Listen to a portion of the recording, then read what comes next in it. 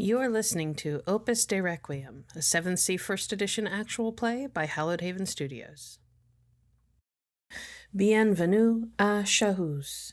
In our last 2 episodes, 5 strangers came to the capital city and seat of royal power in Montaigne. The Reverend Dr. Alexander Hutchison came in pursuit of hidden ancient knowledge in the form of a star map embedded in the ceiling of an underground chamber.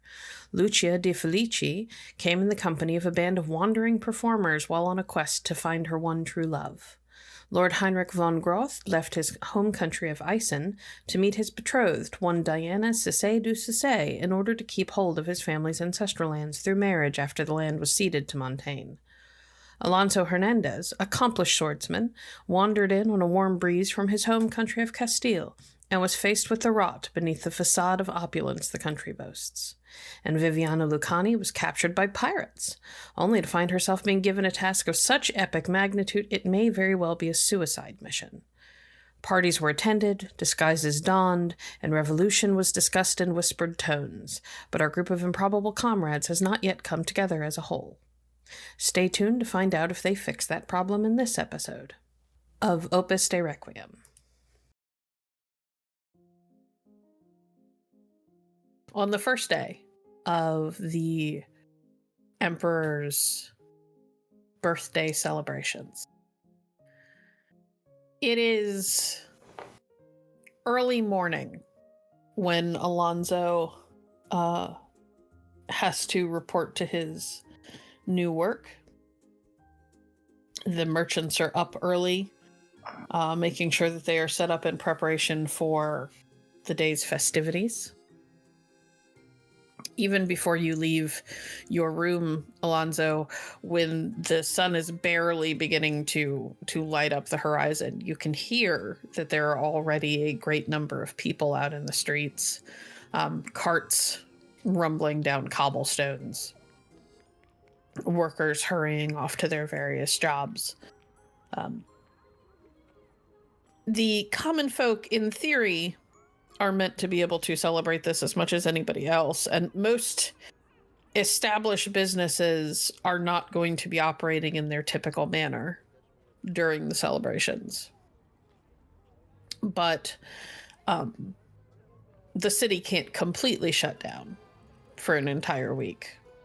And it seems like the small folk seem to be the working backbone of what is unfolding. Alonso stretches,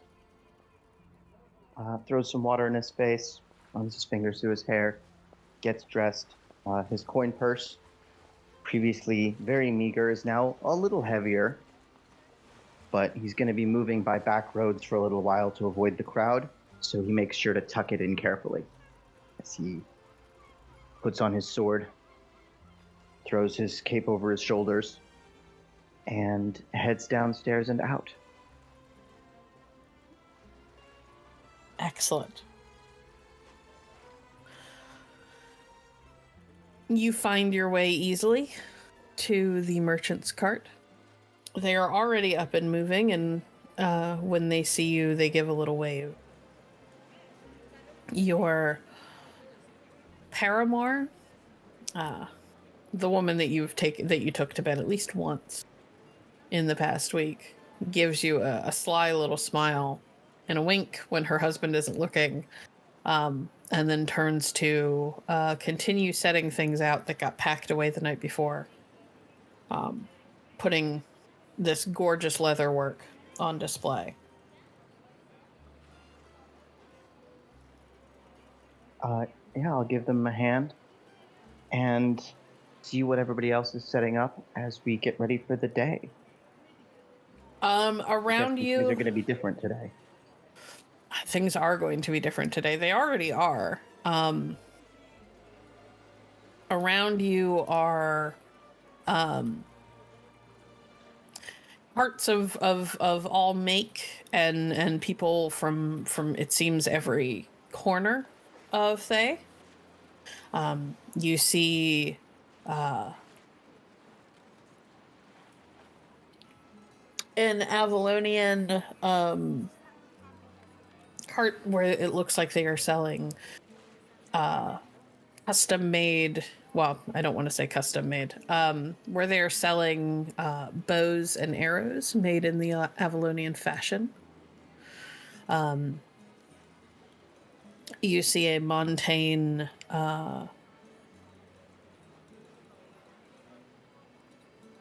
seamstress's cart that's been set up with beautiful gowns. Though with your background, it is easy to tell that as pretty as they are not as well made as something you would expect to see on a woman of wealth. These are more Or country girls who want to look like they belong. Yeah, they're effectively they're cheaper made dresses meant to make you look richer than you are.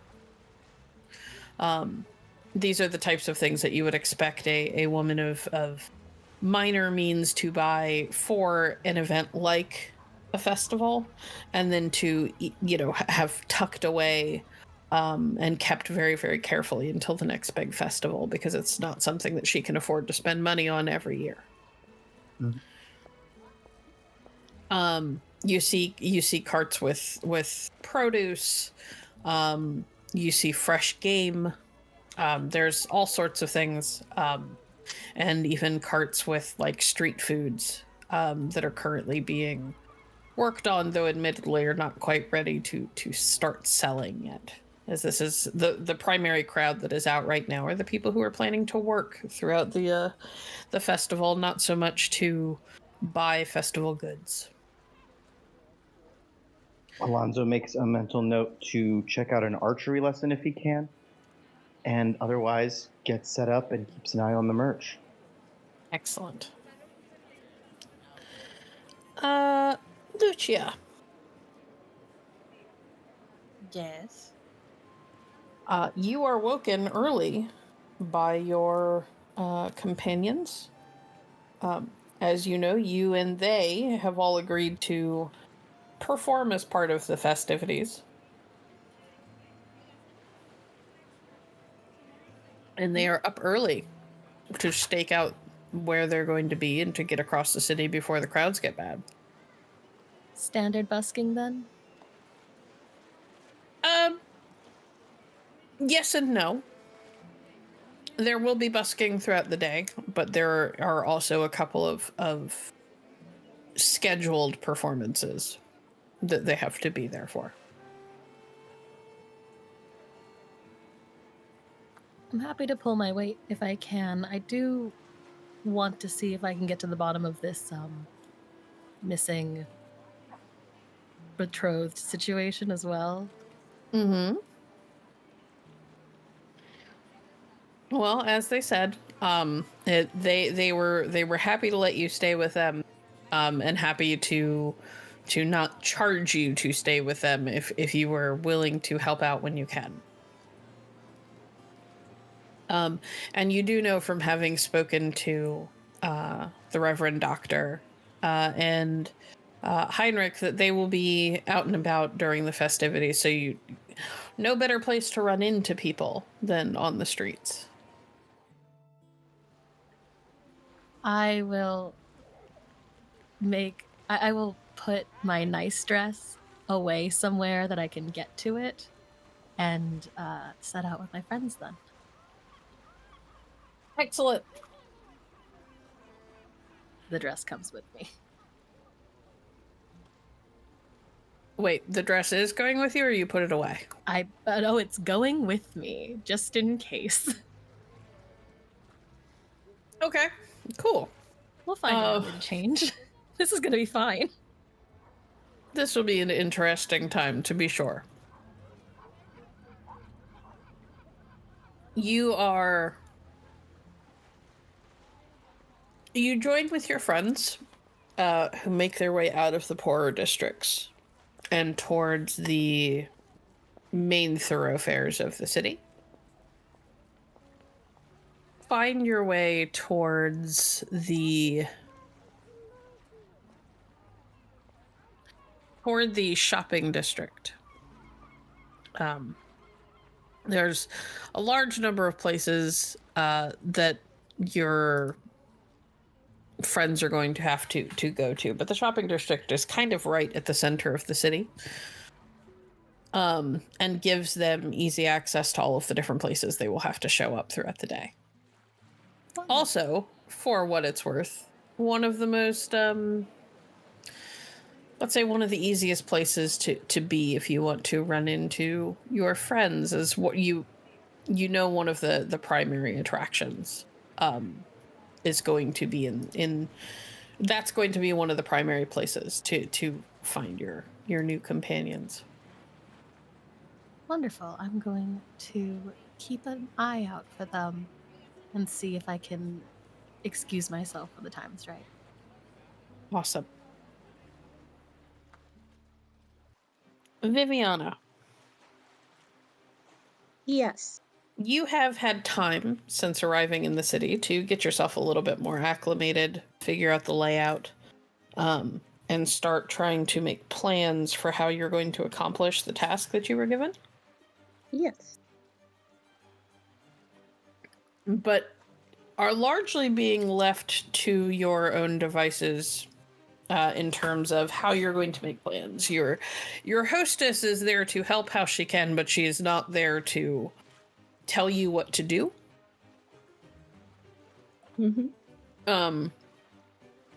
She has pointed out that the festivities will provide you a good opportunity to meet people who might be able to be of use to you, to perhaps make inroads, to begin kind of climbing and maneuvering yourself on the social ladder to get to where you need to be to perform whatever task it is that you've been assigned.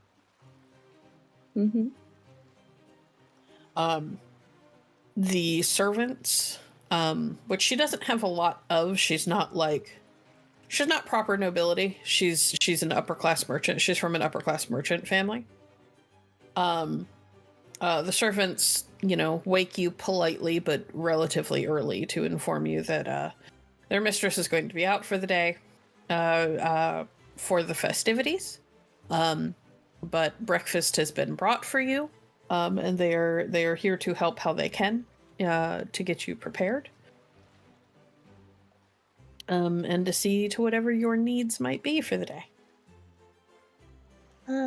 Viviana will go about eating breakfast. I think while she eats breakfast, one of the things she does is she takes like a brief pause, gets out her journal that she's expected to keep, writes in it encoded messages, of course, then sets that aside just so she's keeping it up to date, finishes her breakfast, makes sure Sposa gets fed. Okay. I mean, they've been bringing birdseed for Sposa when you've needed it, so... Okay. They seem a little confused by a woman showing up with a random bird, but you get the feeling that this isn't the first time. They just never quite know what to make of it when it happens.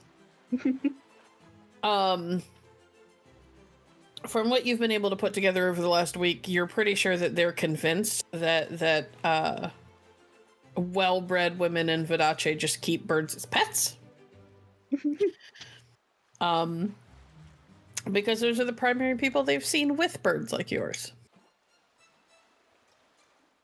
Yes, she will allow them to think what they may of Sposa. Once you've had your breakfast, Sposa has been fed, and you are dressed for the day. You are offered a carriage to take you a little bit further into the city. Though they do warn that they can't take you very far because most of the main thoroughfares have been blocked off to carriage and foot traffic for anyone except the most wealthy. Or not to foot traffic, but to carriage and horse traffic. She'll say that that's fine. She will make sure she wears one of her, a dress she brought with her that is decently fancy, that will allow her to sort of mingle with people who are dressed in more fancy attire, but not so fancy that she is, like, trying to steal attention and be the center of attention in the room. Mm-hmm. Not the exotic dress. She will also make sure that she takes her throwing knives with her, because she always takes them with her. You never know. That's very fair. Excellent. You are helped up into a carriage, and they get you as far in as they can, but eventually have to stop and let you out. One of the footmen offers to go with you if you would like an escort, but you're also you're on a main thoroughfare where you see that there are like musketeers kind of everywhere. That seems like as a force they're kind of out in full today to make sure that things go well. Viviana will thank the footman for his consideration, but say that she believes she'll be fine on her own, given the presence of musketeers. Of course, madame. And he bows, and they turn and leave.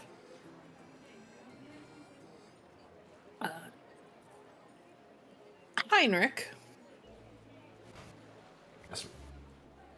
you are woken unceremoniously by a little girl and a little dog jumping on your bed, and she's bouncing and yelling that it's time to get up. The party starts today. She's so excited. The dog is barking like crazy. It's a very abrupt awakening. No, I'm trying to sleep. We'll go to the party later. But Papa, it starts like now. You have to get up. It's entirely too early. Go have breakfast. I'll be down in a little while. I already had breakfast. Oh, very well, very well. And he grumpily rises out of bed, and calls for his servant to fetch his clothes for the day. When you call for your oh goodness, what are they called? Your manservant. He comes in followed by a harried looking maid, whose arms are like half laden with, it looks like one of the dresses that belongs to your elder daughter. And she's got a brush in one hand, a dress hung over her arm. And she looks like she's probably been up for a few hours and has been chasing your youngest all over the place. And she looks deeply apologetic at you. I'm sorry, Lord. She got away from me. Come on. And she starts trying to like haul your daughter off the bed. We have to go get you ready. But I don't want my hair brushed. I want to go now. As she is being like led out of the room.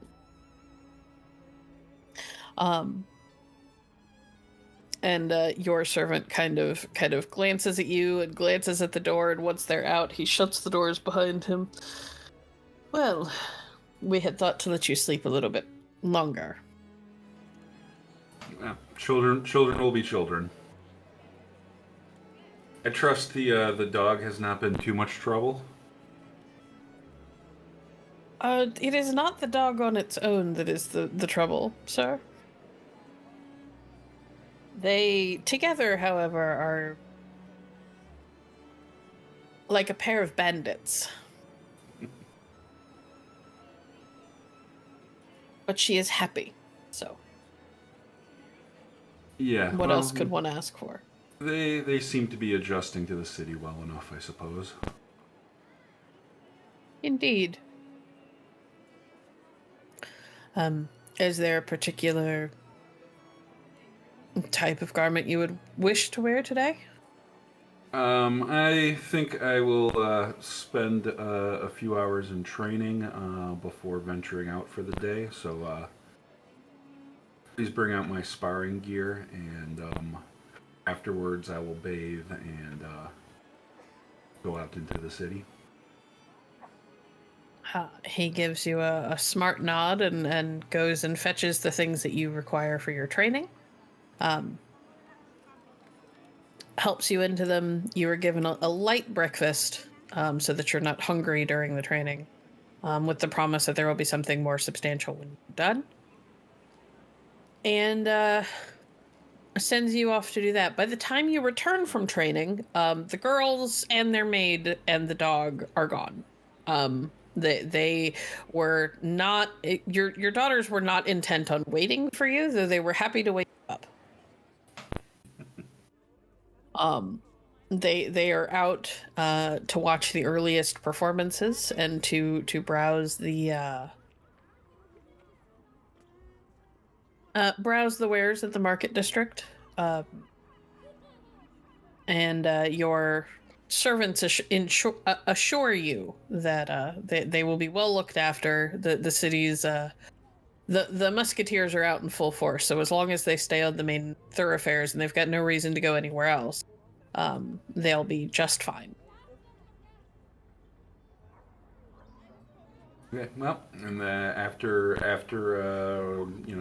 food and a bath, he'll change into his clothes and his armor, because being Ison, he wears his armor almost everywhere. And, Of course. Then goes about his day. Excellent. Are you going out into the city, or are you gonna hang around your house? Heinrich will, after a little while, will go out into the street and observe the frivolity and see if he can spot where his family ran off to. Okay. Well, frivolity it is. You have never, in your entire life, never seen anything quite so ostentatious and opulent as a Montaigne festival that's going to take up the entire city. At no point in your lifetime has Ison ever been quite so colorful. Though you have seen large numbers of people, it's almost never for a happy occasion like this one. This is insane. A little bit more gobsmacking is the fact that a lot of the people that you sing don't even seem to be Montaigne. It seems like people have come from all over Thay to celebrate.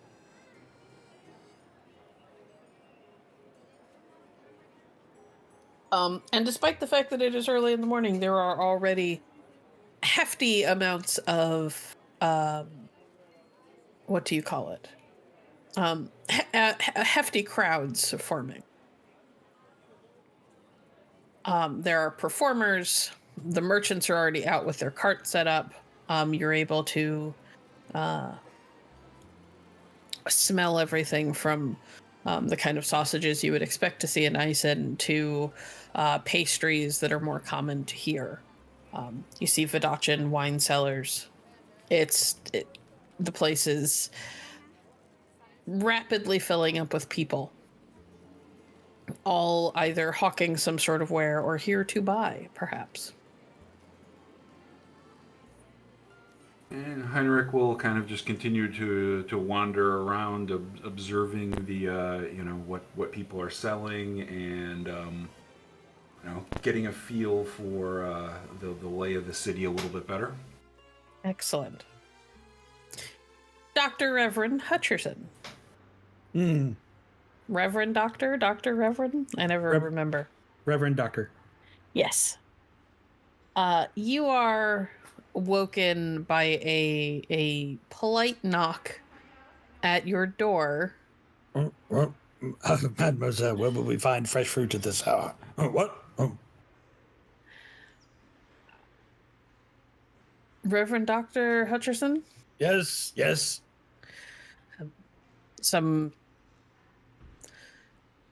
A good number of the staff are going to be leaving for the festivities soon. If you'd like to eat, you might want to come do it now. Oh, very good. Very good.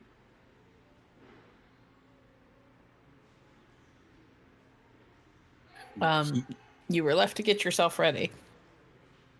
He will rise, dress himself, shave, and head out to see what is on offer for breakfast.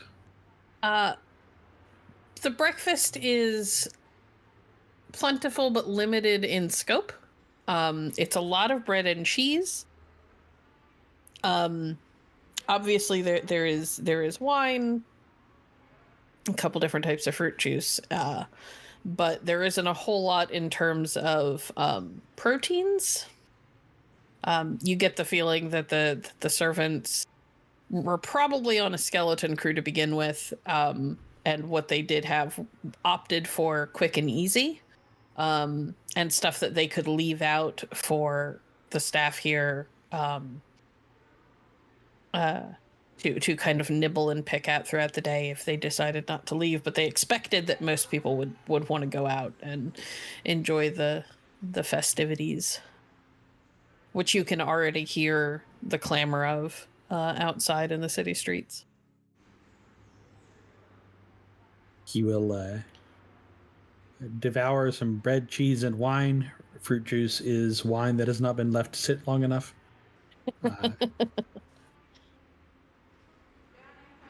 And once properly repasted, he will head out to see what's going on. He spent the last week mostly writing sheet music to give to Johann to pass along to interested parties. Interesting. Okay. Yeah, you're able to eat. There's plenty there to pick from. And once you head out for the day, you find yourself out on the street, and there are already crowds forming. There are a handful of wandering performers who are just walking along the street outside of the university. You can hear merchants and various like street food hawkers calling out their wares. There are musketeers kind of all over the place. Kind of, it seems like everywhere you look, there's at least one or two. Usually two. They seem to travel in pairs. People seem to be in good spirits for the moment. And it seems like the bulk of the foot traffic is headed closer towards the center of the city where, the market district is and things like that. He will absolutely head in that direction, taking in the sights and sounds and just enjoying himself. Excellent.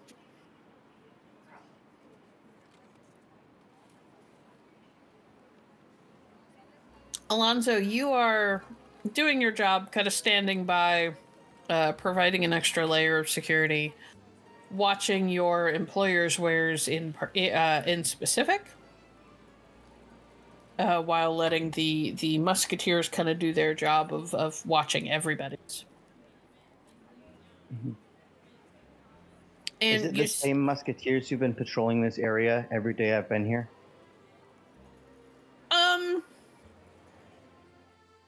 Not necessarily the exact same people. You might see one or two that you've met before. But the musketeers are a relatively large force, and this is a big city. You imagine that they are all hands on deck for something like this. Mm-hmm.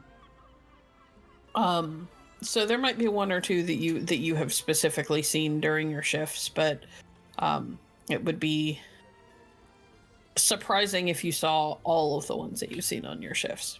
You imagine they've probably been spread out a little bit more. For sure.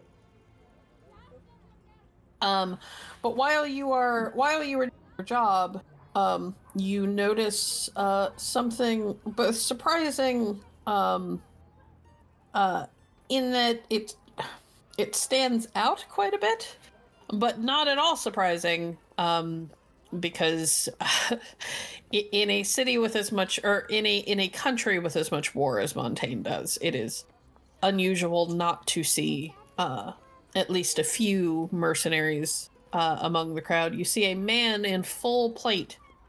It looks like browsing the wares of the various merchant offerings. The only part of him that does not have full plate is obviously his head is uncovered, and one of his hands is in a leather glove rather than a gauntlet.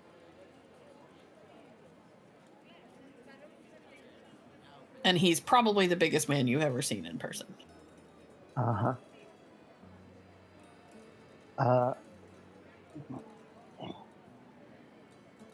Alonzo realizes this is the first Ison he's ever met. And the legends are true.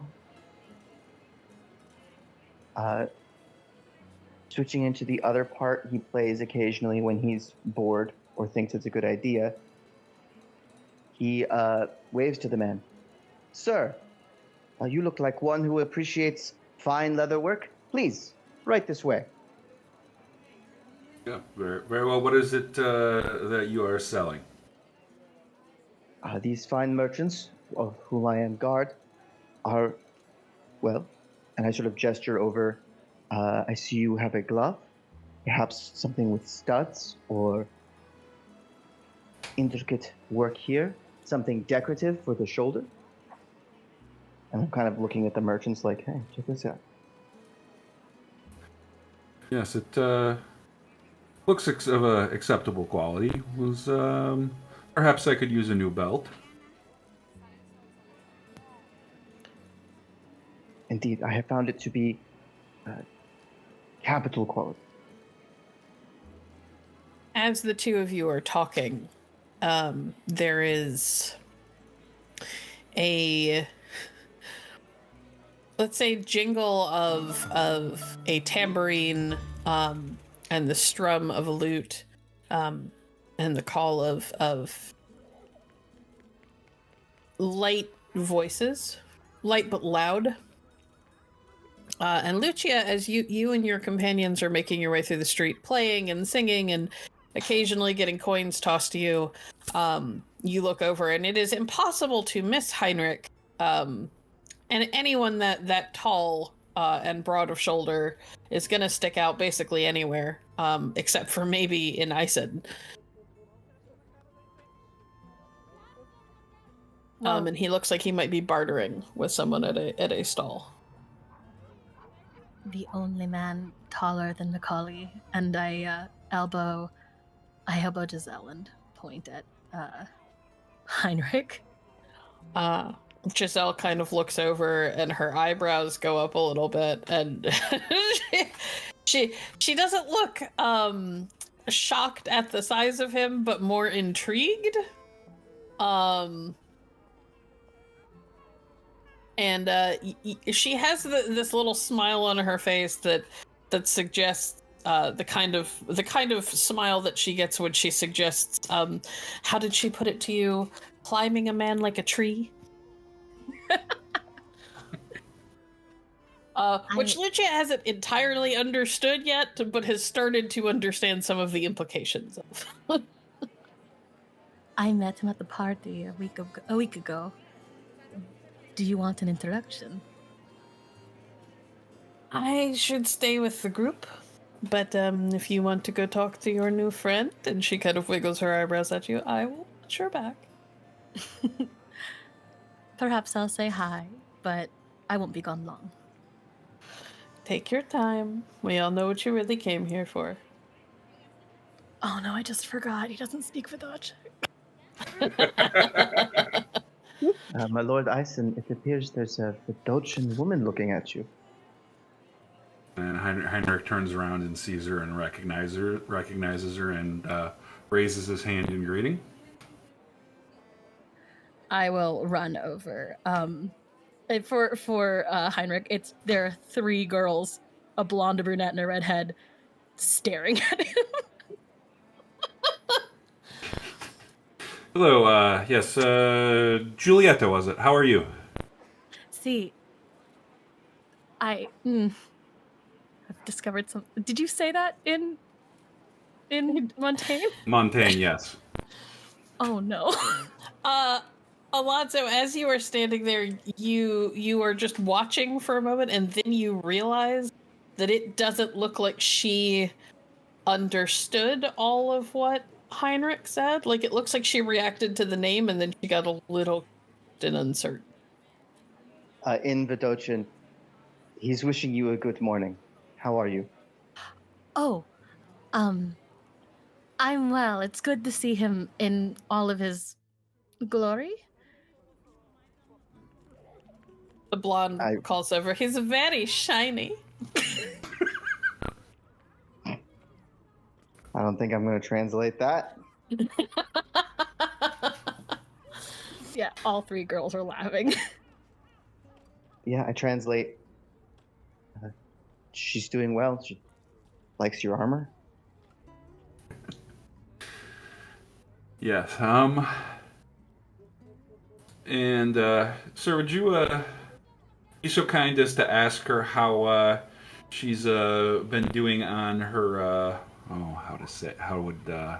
shall we say her endeavors here in Montaigne?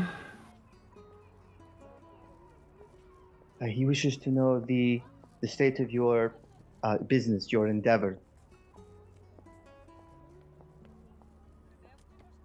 Oh, it's wonderful. And this is going to be as fast as physically possible.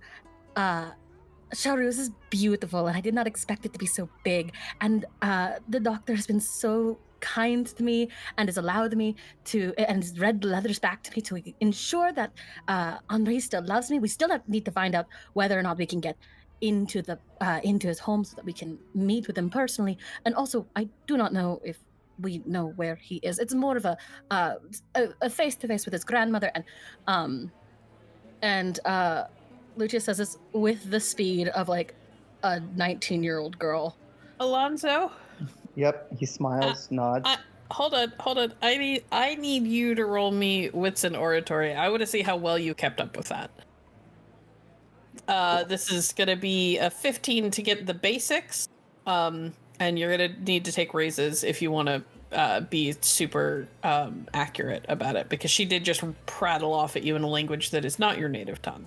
And when Lucia speaks, she speaks half with her mouth and half with her hands. Yep. Naturally. And Heinrich is just kind of looking down amused while she's talking.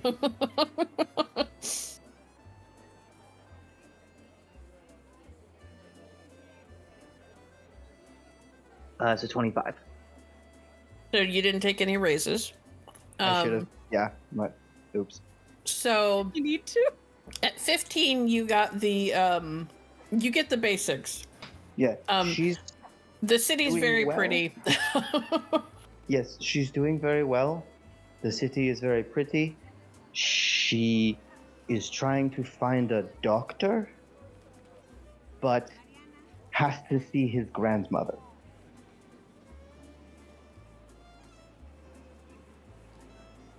And sort of looks up. Forgive me, sir. It's not my first language. She did seem to be speaking very, very quickly. I think she's excited. Yeah, she Probably was. by I you. met the young lady at a party several weeks ago. She was having some sort of romantic trouble with her fiance. Oh, mi dispiace. Sono Luci. Giulietta La Traviata. And I will hold my hand out to Alonzo. Alonzo Hernandez. And lovely to meet you. Does a little bow. And you, sir. I suppose we're doing introductions. Yes, my name is Lord Heinrich von Grath. It's a pleasure to make your acquaintance. Likewise. As this is unfolding, Alexander, you are making your way among mostly food carts. Bread and cheese doesn't give you a whole lot to eat, and once you've walked halfway across the city to get to the bulk of the festivities, you're hungry again. Yes, I'll take that, and oh, yes, please. That looks fried. Is that fried? What is it? No, don't tell me. As you are talking to these merchants and looking at buying yourself a rather hearty spread for breakfast, a young woman who is probably one of the most beautiful women you've ever seen, is walking along at the same time. And you being caught up in the moment and debating with a merchant about the cost of let's say, a sausage roll, don't see her until you kind of turn and walk directly into her. Viviana, you have just been run into by a man in a bright red coat, who has a number of pastries and things in his hands, and looked like he was debating and arguing with a Montaigne patissier about the cost of one of their goods. Mademoiselle, 1,000 pardons, 1,000 pardons. I'm so sorry. There's no need to apologize. I know how easy it is to get caught up in the market stalls and shoes. They are quite lovely, aren't they? May I offer you a cinnamon roll as a recompense for my abominable behavior? I will happily accept that. You are forgiven, for now. You are too kind. Thank you 1,000 times, and shall continue to be obsequious until you tell me that I am forgiven in full.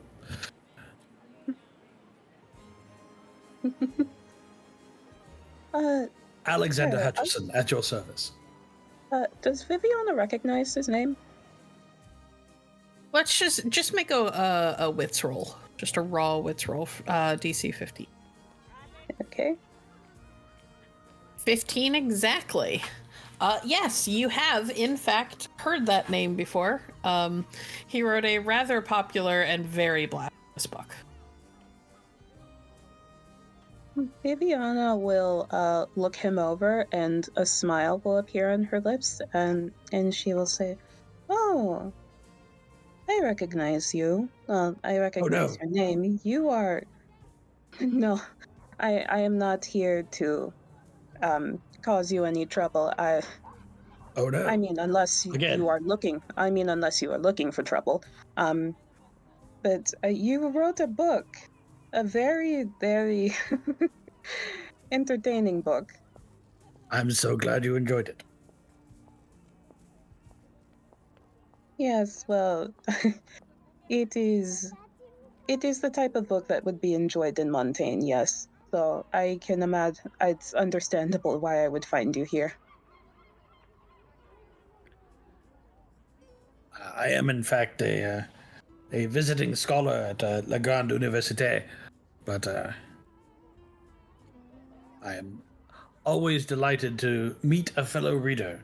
I'm sorry, I didn't catch your name.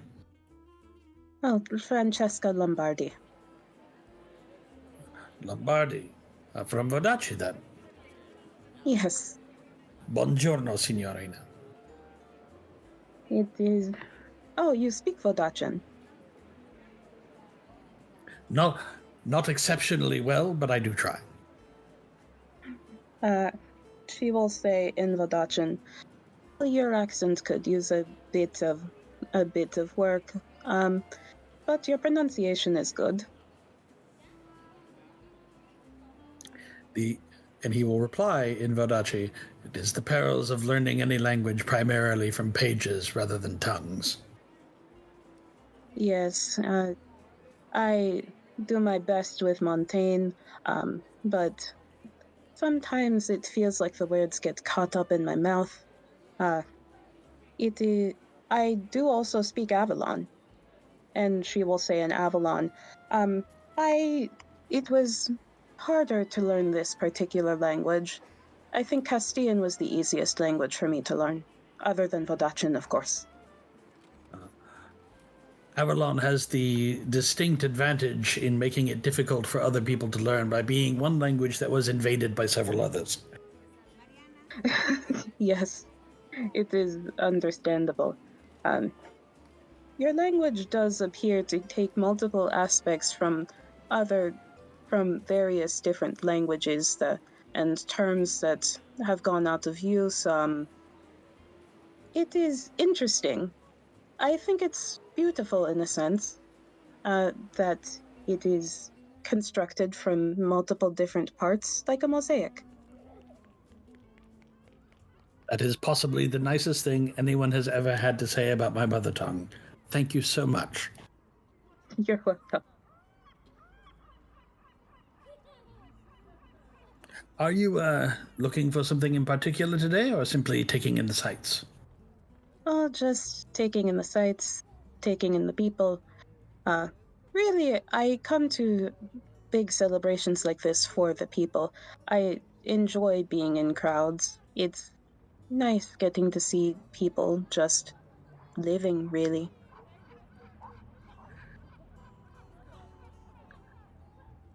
If they know how to do anything in Montaigne, it is live. Signorina, if you would permit me, I would be happy to escort you until you tire of my company and my atrocious accent. Oh, your accent is not atrocious. I would be delighted to continue to have your company, Brilliant. Doctor. And so, with Viviana occasionally helping Reverend Dr. Hutcherson nibble at the foods that he has picked up from various stalls, you two continue on your walk. And it does not take long for Heinrich, being as tall as he is, and being able to see over the heads of most people in the crowd, to spot the good Reverend Doctor in the company of, again, probably one of the most beautiful women you've ever seen. Okay, well, Heinrich, being who he is, does give her a little bit of a quick look over before, with hand gestures towards Giulietta, point to the doctor to try and draw her attention to him. Lucia just waves violently. This is the Il Dottore. He's the person who's been helping me speak here in Charus.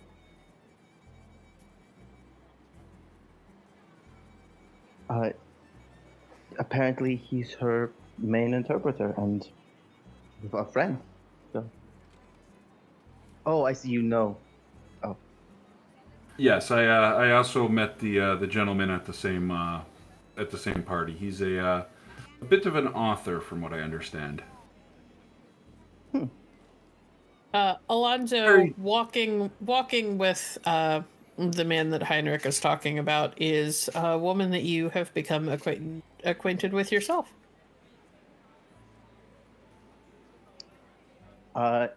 Yeah, as they approach, I give her a smile. It is good to see you again. Well, it is good to see you again, too. Forgive me, I've forgotten your name. And there's a conspiratorial look in his eye.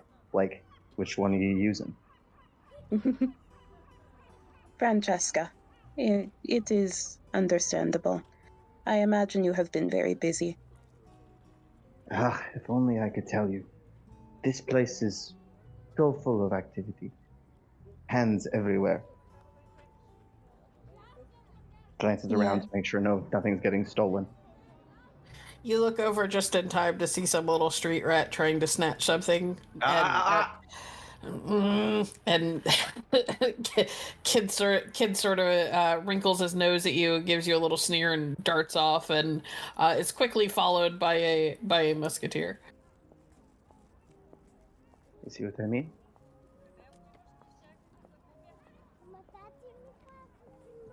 Yes, well, they are lucky to have you employed. I mean, I was always fond of men who know how to wield their swords. Thank you. This is a point of some pride. Forgive me. I am. This is Lord Heinrich. Lady, it's a great pleasure to make your acquaintance. And a pleasure to make your acquaintance as well. They do not grow them as big as you in Vodace. Well, even amongst my people, I'm a bit taller than average. I see. Aside from the occasional bump to the head when passing through small doors, it is quite an advantage. I can imagine. Indeed, the legends of the prowess of your people and of your armament. He looks like he's about to like wrap a knuckle on the plate and then thinks better of it. Second to none. Yes, well, this particular armor has been in my family for centuries. It is my most valuable possession. Alonzo, this armor does not look centuries old. It looks brand new. I just met this guy, but looking up at him, do I think he's lying? Let me look at your sheet. Give me a, let's go wits and cold reading.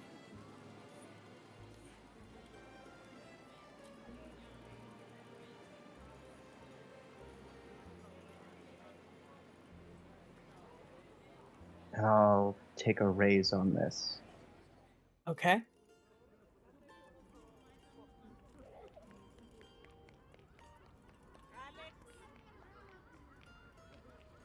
So you're going for a 20? Mm-hmm.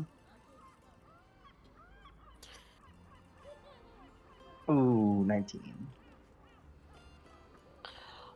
Would you like to spend a drama die? I do not think that I will at this juncture. Okay. You're not sure. It seems impossible that this is centuries old. This armor is centuries. But he also moves and holds himself like a man who is accustomed to wearing it. This does not look like something he has put on for show. Mm-hmm. So it is difficult to tell.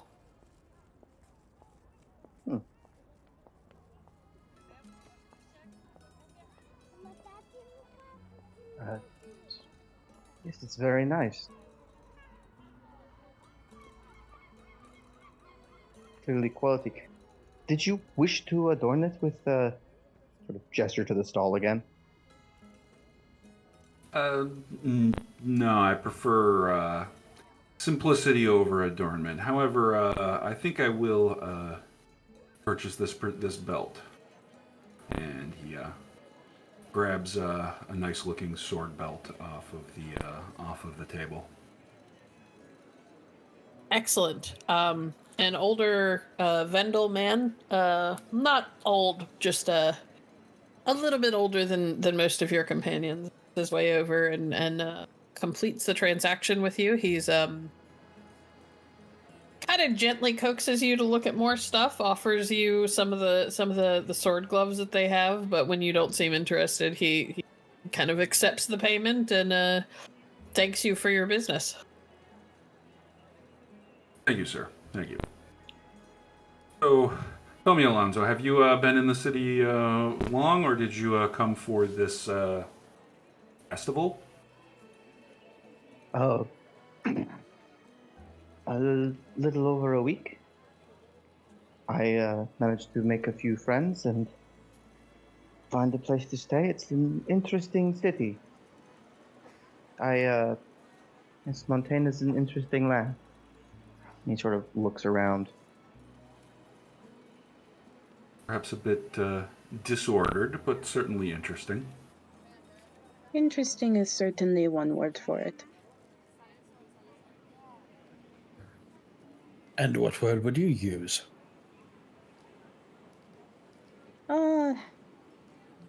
Perhaps opulent.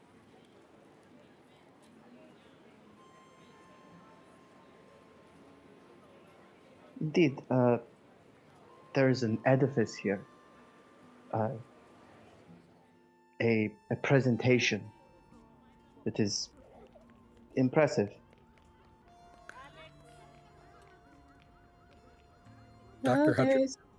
Oh, go ahead. Dr. Hutcherson will sort of float in behind Lucia, and since he presumes most of these conversations are happening in Montaigne, he will be translating for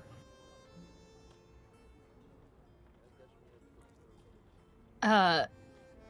Yeah, Lucia does nods, acknowledges the doctor, but she's gonna stay quiet just because she's been staring at Viviana, trying to do mental calculus as to whether or not she should be worried. Viviana will look over at Lucia and go, "Oh, are you Vodachin?" I've waited too long to answer, haven't I?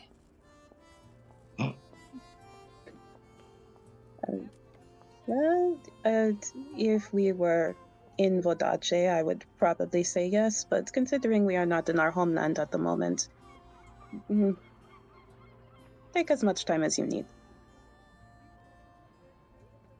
I also don't speak any other language, so yes.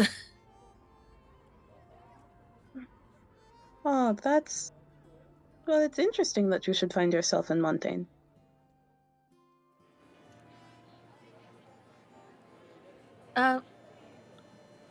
Viviana is obviously the most beautiful woman I've ever seen. What colors are you wearing? She tends towards blues, darker blues. Those are, darker blues with like a splash of white. Those are the colors she tends towards.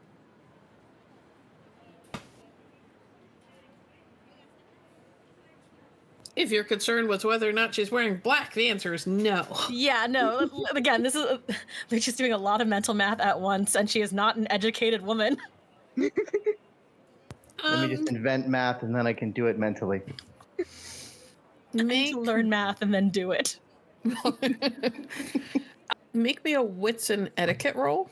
DC 10.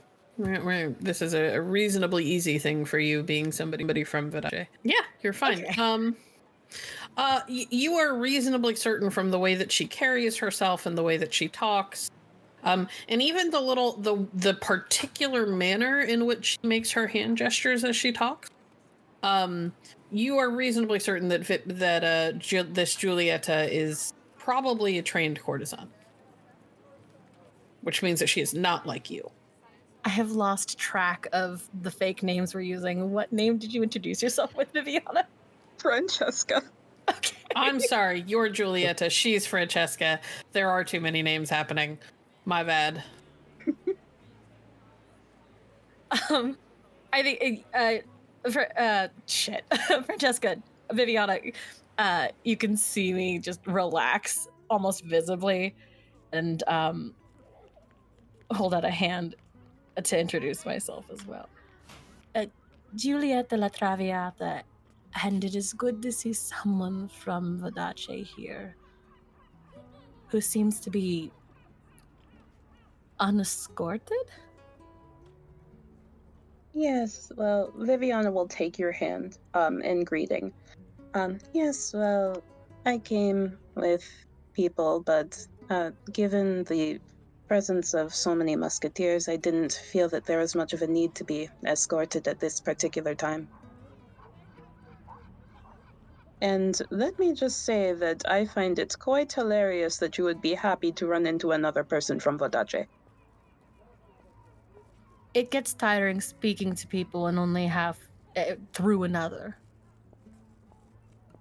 That is understandable. As kind as the Dottore is, he is not,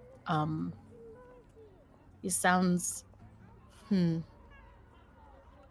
an Avalonian. Yes, I know. Fuck! I forgot you speak the He's been translating for you. How did you forget?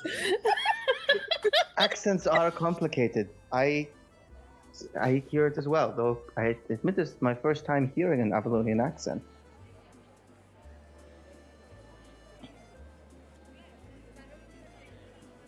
I have been practicing it for many years, and I think I have perfected it at this point. An Avalonian accent? Yes. Viviana laughs, fans herself a bit. You've been practicing it May I ask where you're from?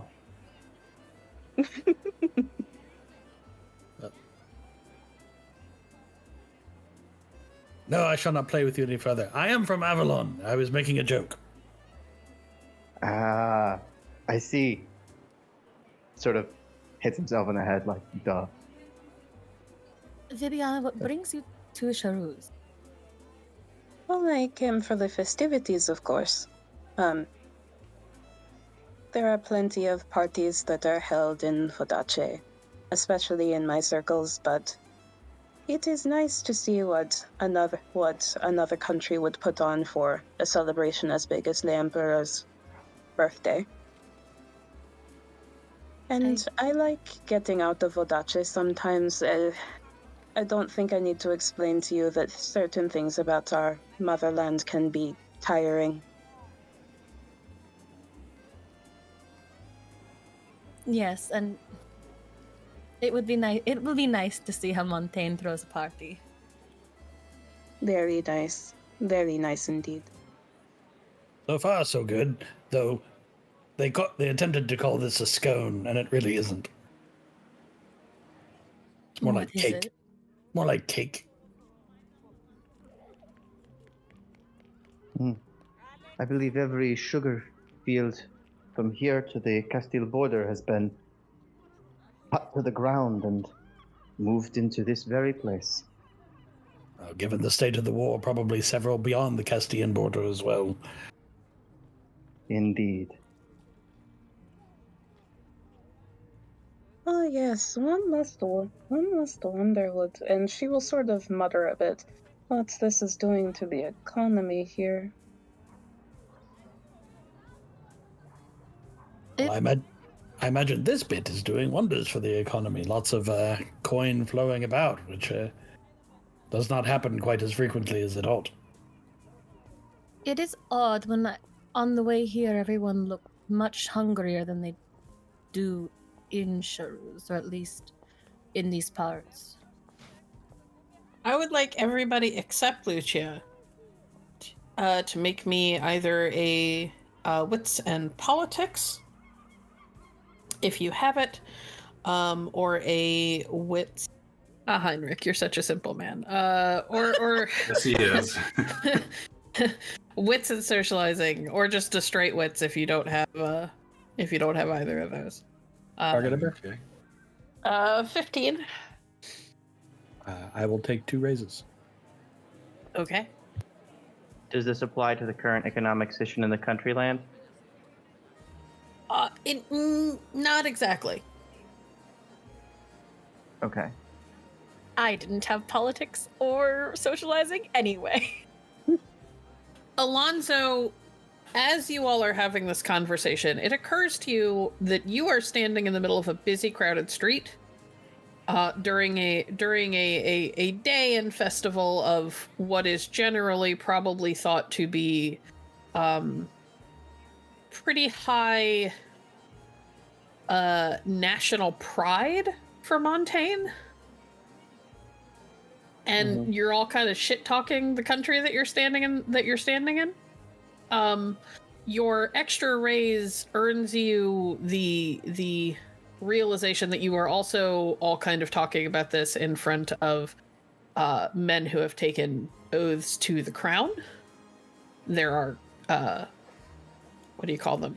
Musketeers all over the place. One not that far away from you.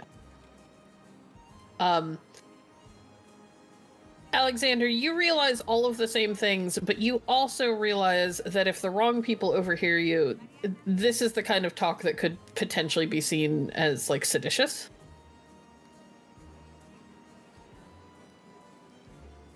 If the wrong people overhear a bunch of people, even all foreigners, standing in the middle of Charus and bitching about the way Montaigne is being run on Lampert's birthday, it is liable to get you all into some pretty hot water.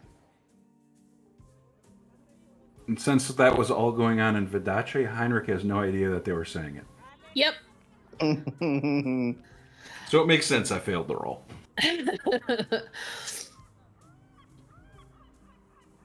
That's why everything is so sweet here and delicious. The sugar And the architecture. It's a beautiful place.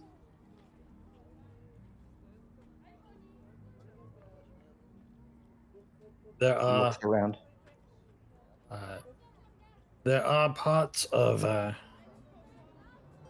Montaigne and those who come to visit it that are quite lovely indeed. Yes, Montaigne is. I mean, Montaigne is beautiful at the end of the day. I would not have come here if it was not. I think with the hard pivot in conversation and the fact that Alonzo and Alexander are both talking a little bit louder than projecting just a tiny bit more like they want to be overheard, that's when the rest of you kind of realize. Except again, maybe Lucia doesn't have quite the amount of social experience that the rest of you do. At the very least, that's when Heinrich and Viviana kind of put 2 and 2 together about what's happening. Yes, Montaigne is lovely. Dottore, have you had thought of how I'm going to get in front of the ladies to say, did I pick the wrong one? Yes, you did. God damn it, the other one. Fuck, why? Why are they all double? Why are they all doubled? Is it why, Rain? Yeah. Yes. Dottore, have you given any thought to how I might be able to get an audience with Madame Rain?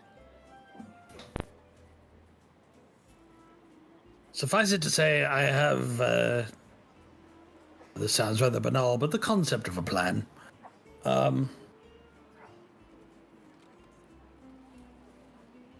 Which is to say, we must get you into a few more parties so that you may be introduced to a few more people. That is, unfortunately, how the social culture works. It is mostly done by invitation, and invitations are generally garnered by referral. Well, how do we get the referral? If I may be so bold, I may be able to help you there. Do go on. I was recently invited to a meeting of the minds. A symposium on ideas. And the lovely hostess, I believe, was Madeleine de Chatelaine. Yes. Yes. She opens her doors from time to time. Perhaps, Oh, do I know who Alexander is? Or do I just know, like, he's dressed like a doctor / clergyman? Actually, with your history, I'm not even going to make you roll. You know exactly who this is and exactly what he wrote. You may have some mixed feelings about it. Yeah, I'm giving this offer to this nice Vidochan lady. I'm like, and I turn and I look at him, and it's like I'm seeing him for the first time. And I suppose ideas are ideas. Why did you say it like that? I don't know what you mean. In his defense, he's not wrong. No, ideas are, in fact, ideas. Yes, I only speak Vodachin, but I do understand that. You get the sidest eye physically possible, Alonzo. Bombastic side eye. I apologize. I believe I heard your first name, but we haven't been properly introduced. Alexander Hutchison, at your service, sir. Hernandez. Stiff handshake. I see. Alexander, Yep. roll me. Let's go wits. I guess we'll go writing. Sure. Lucia leans over to Viviana and asks, TN 15. Or no, TN 20. Sorry. I will take one raise. Okay. Sorry, Lucia was gonna lead it to Viviana. What's happening? Lucia leans over to Viviana and asks, que sucede Alonso, which is what's up Alonso's butt. Viviana, smiles a bit, but doesn't quite laugh. And she says, "Oh, he may simply be familiar with the doctor. It seems it may have dawned on him who he is." And while that conversation is happening, and Alonso is eyeing up Alexander. Alexander, you think on the name Alonso Hernandez? Mm-hmm. And you remember stories tied to that particular name of a Castilian adventurer. But those stories are older than this young man could possibly be.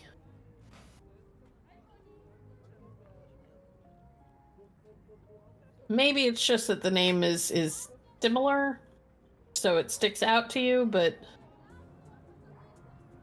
the stories that you heard definitely would have had to have happened at least a couple of decades ago, and he's barely 20, or not even 20.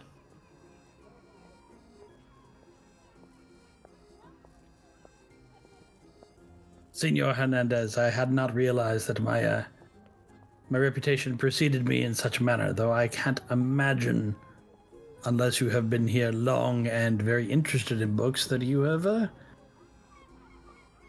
read what you have no doubt heard is a scurrilous and awful tale.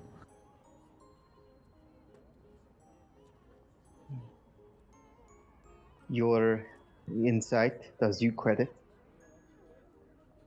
I have heard, I have not read myself.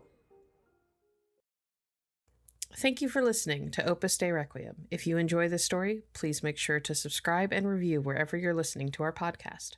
You can find more of our actual plays on our website at www.hallowedhavenstudios.com. Please consider supporting us on Patreon at patreon.com/hallowedhavenstudios. Your help makes more stories like this possible. As this tense moment is playing out between Alonso and Alexander, Alonso, why don't you tell us a couple of the stories about the Hernandez? Tell us what Alexander might have heard about.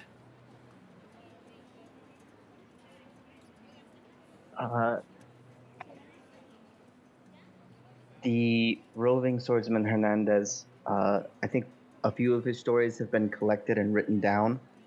Others are just sort of things you hear, oral tradition, as it were.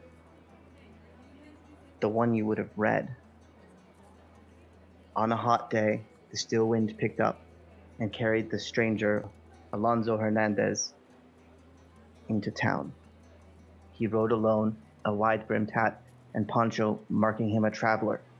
Wherever he went, violence and justice were said to follow.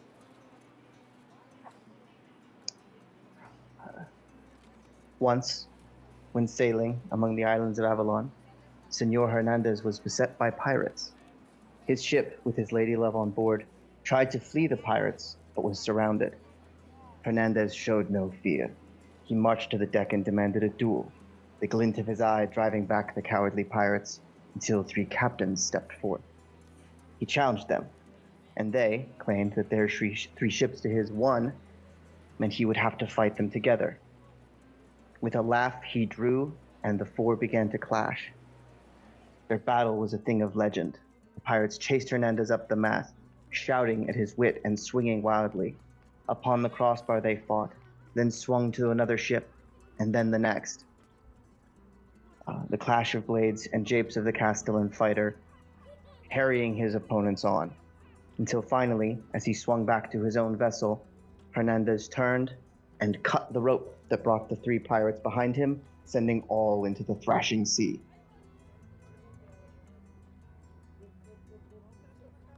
His victory declared, he and his lady love returned to the open waters, leaving the fearful pirates to recount the tale in hushed whispers. Alexander, that is the story that you know that is tied to the name Alonso Hernandez. Others a story that of, is very obviously much older than the young man who claims the name. Indeed. Others are sort of Western themed and from all over the place. He was said to have a good friend or sidekick, depending on the teller, who was an Ison lord. He was said to, travel to Vendel and fought on every side. 15 duels in one day in Vidoce.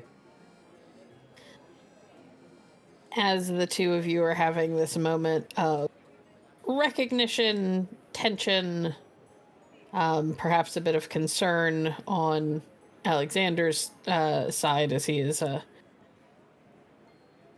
dealing with somebody who seems to know who he is. It doesn't necessarily seem to be pleased with it, and that's a first since he arrived in.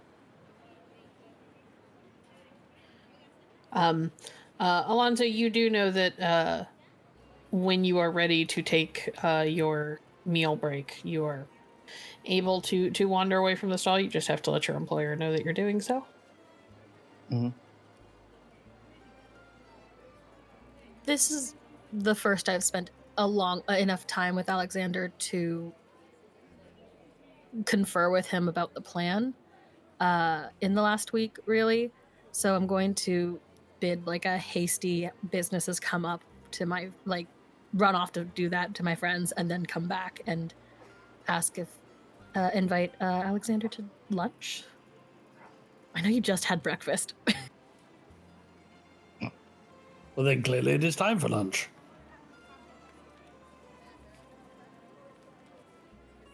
I could eat. Oh, are you If- coming? If you're, it was my intention to give you an invitation, and I do not know how to find you. Surely there is more to be said. I'm curious, the nature of... I should not invite you to an event without knowing a little more about you, of course.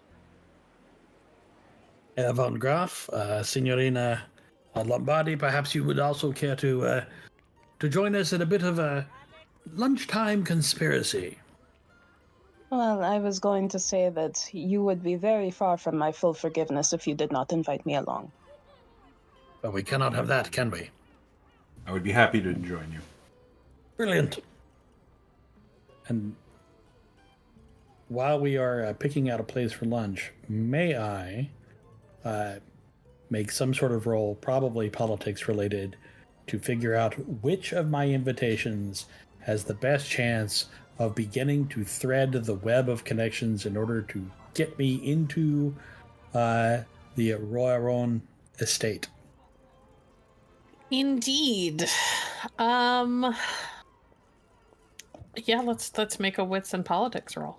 You bet.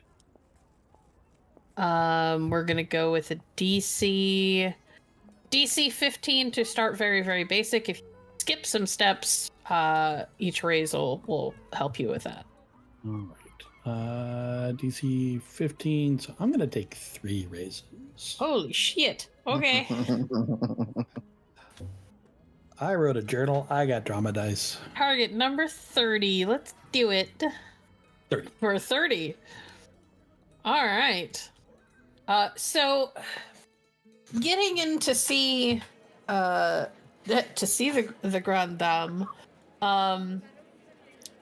isn't impossible. It's difficult, but you were able to make and impress a particular noblewoman at the party thrown by Lady Jamais. And Irene could probably get you in if you go and make the sort of appearance that will impress people at her party, which you were invited to tomorrow evening. Brilliant. Then yes, first step is to find a place where we can all sit and eat. Excellent. Well, there are a lot of places like that. The whole city is done up for celebration. So you could kind of take your pick about where you want to be. Gonna pick somewhere probably a little noisier. All right. Also very easy to do, given that the city is chock full of people. Say maybe you guys find one of the nicer inns in town. You thankfully have the nobility with you, who can help pay for food, at a nicer establishment. But even though it is nicer, it is not like the highest end place. It's kind of like it's where, from what you could tell, it is where a lot of the merchant class and visiting people are staying. But still, despite the fact that so many people are out kind of manning booths and stuff like this, when you guys walk in, the dining room is packed. It takes several long it takes a good chunk of time for you to wait for a table to be cleared, but eventually a group clears out and you guys hurry over to claim the table before one of the waitresses has even finished clearing the stuff off of it. But it is very busy, very noisy, so you should be able to have a conversation in relative privacy. There may have been a moment of pointing to the table and going, Herr von Graf, would you perhaps conquer that table for us?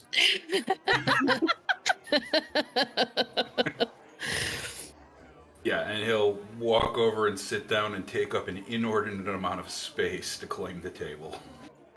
I was just gonna say, Viviana will lean over to the Reverend Doctor and go, if I were a lesser woman, there would be a joke about conquering I could make right about now. I have never been so undone that you are not a lesser woman.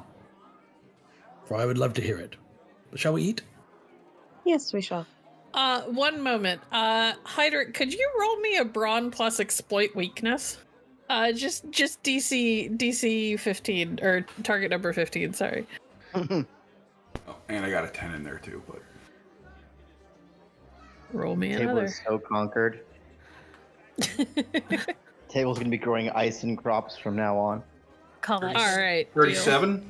You kind of stalk your way across the room. There are 3 other groups that look like they are all about to rush in for the table. They all kind of turn and look at you at the same time. And the men who are kind of leading the groups kind of immediately shrink back. They're like, no, we're not.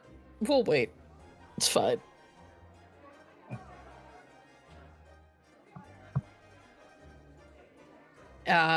Table appropriately conquered.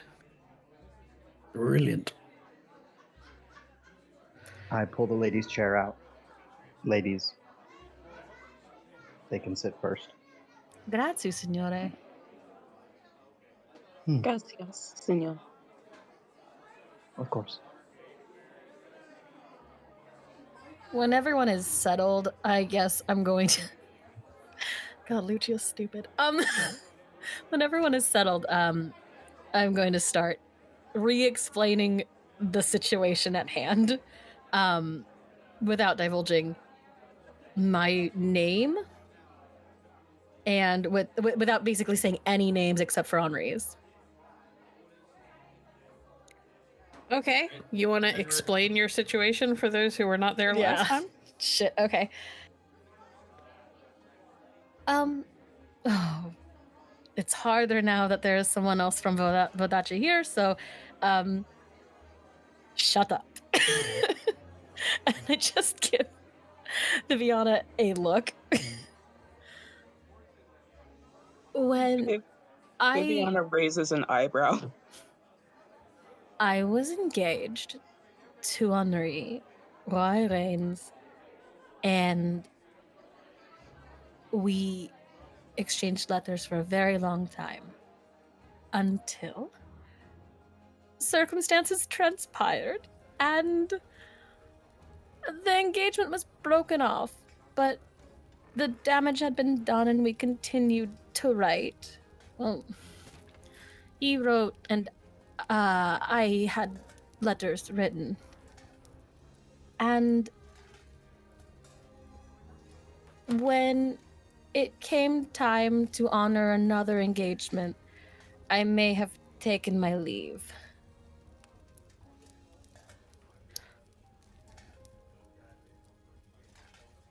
Upon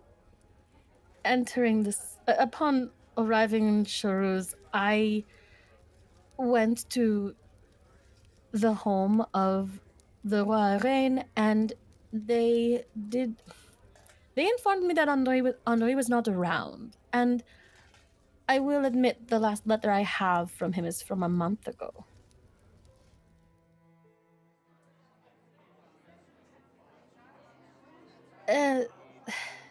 So there's a bit more complication than I expected.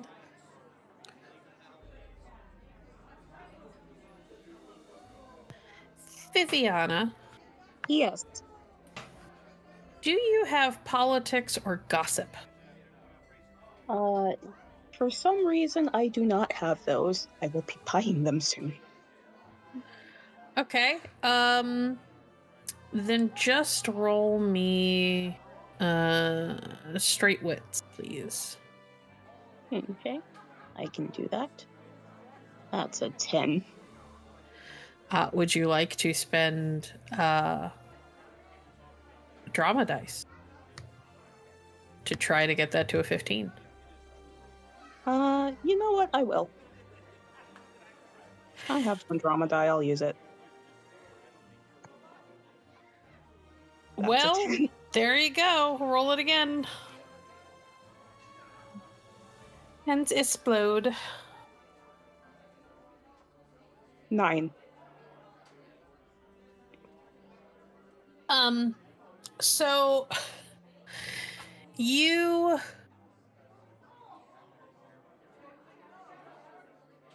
are listening to this story, and it doesn't take long for you to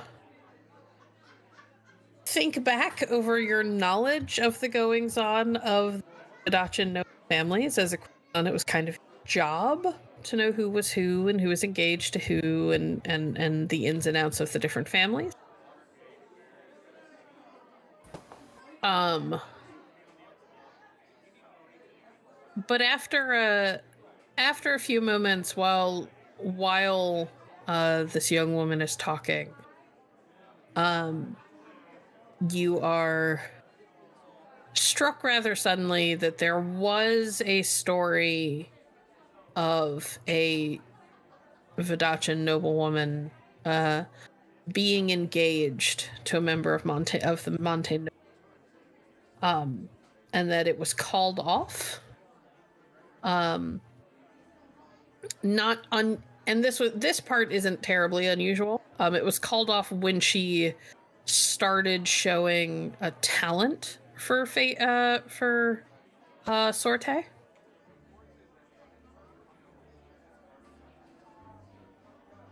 Mm-hmm. And that she was later engaged again to a member of the Villanova family.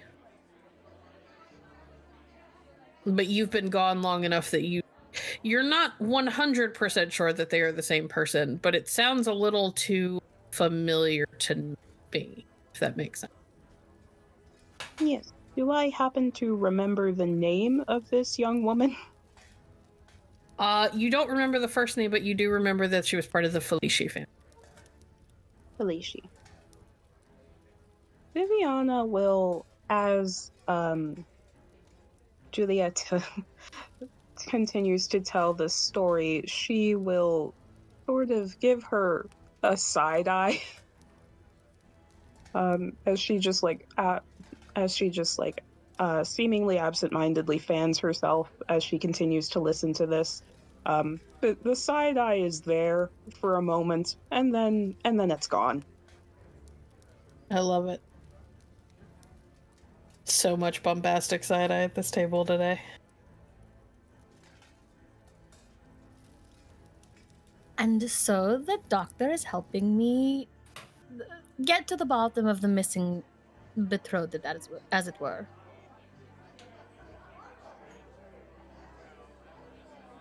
And so our problem is really twofold.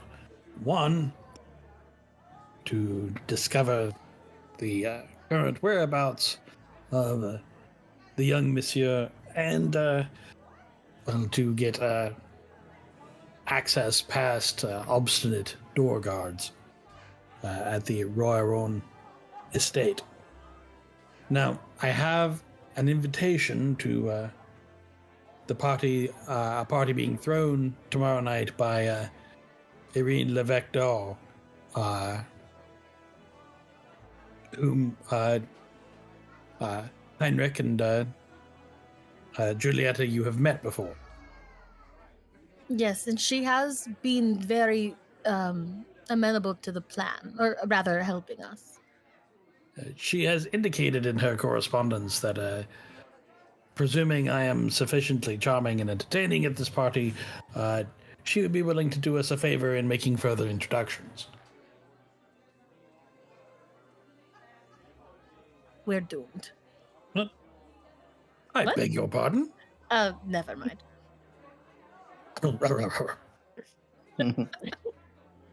Has Heinrich also been invited to this particular party? Yeah, probably. It's probably more of a standing invitation. You are engaged to the daughter of Lamperor's Wit, so you're kind of allowed to go almost wherever you want, party-wise. It's just sort of like an open and accepted thing that, given your high connections in Montaigne society, that anybody who turned you away from a party you showed up at would probably be putting themselves in a tenuous position with Lamperor's, which is a position nobody wants to be in. Okay.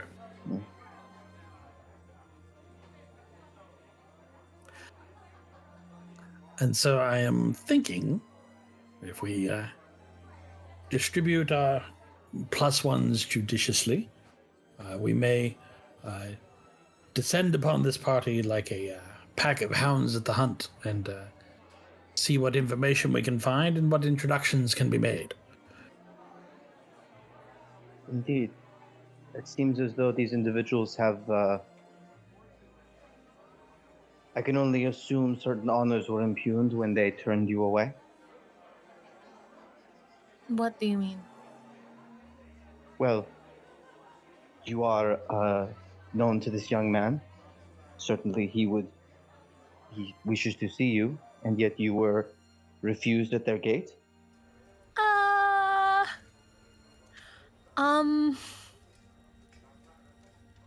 It's Oh, no. complicated. The doctor will jump in as she flounders for words. It is worth noting that Madame Teresa is referred to as the Grande Dame of Montaigne politics and rules her family with something of an iron fist. I see. She is therefore unlikely to have taken a bright and sunny view of this marriage unless it was politically advantageous to her family. And what is the your plan of action once you gain entry to this party? Do you tend to track down Miss Madame, or what is the plan of attack? Well, I cannot be certain that Madame Teresa herself would show up, but we are looking for members of the family, so members of the Royaron family, and barring that, we are looking for loyal friends of Lemperor, because she is famously patriotic, and therefore the more someone speaks well of His Imperial Majesty, the more likely they are to have friends in the family that can then make introductions.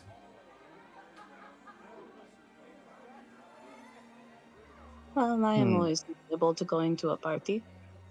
And, well, she looks at Julieta. It is always nice to help young love blossom. Exactly. And young love seems to be in the air in Montaigne. When is it not? Alonzo lowers his face and drinks. I firmly believe that if I can just make my case, uh, the, the the madame will understand, and she understands that she cannot stop this, and we are in love, and we will be married, and it will work out. It has Well, to. things rarely simply work out, especially if things were called off in an official capacity.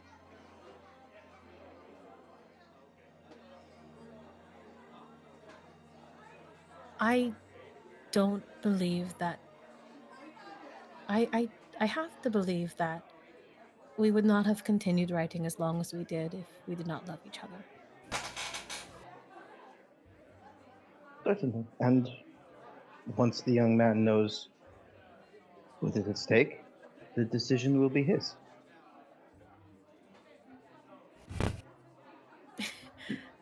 Indeed. I've given up a lot to do this.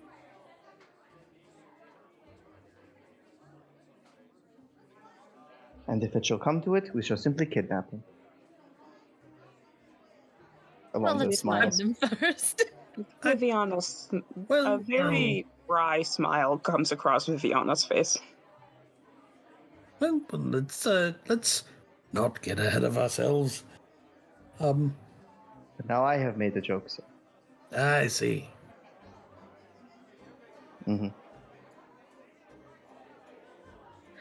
I would like anybody who has cold read or some sort of like insightful skill to roll me that plus wits, please. Except for Vivian, who can roll me panache and sincerity. Yay! No, you can. No, you cannot add your pretty dice. Does etiquette work for this? Sure, I'll allow that. Heinrich manages. Jesus, of course. Alexander manages. What was the target?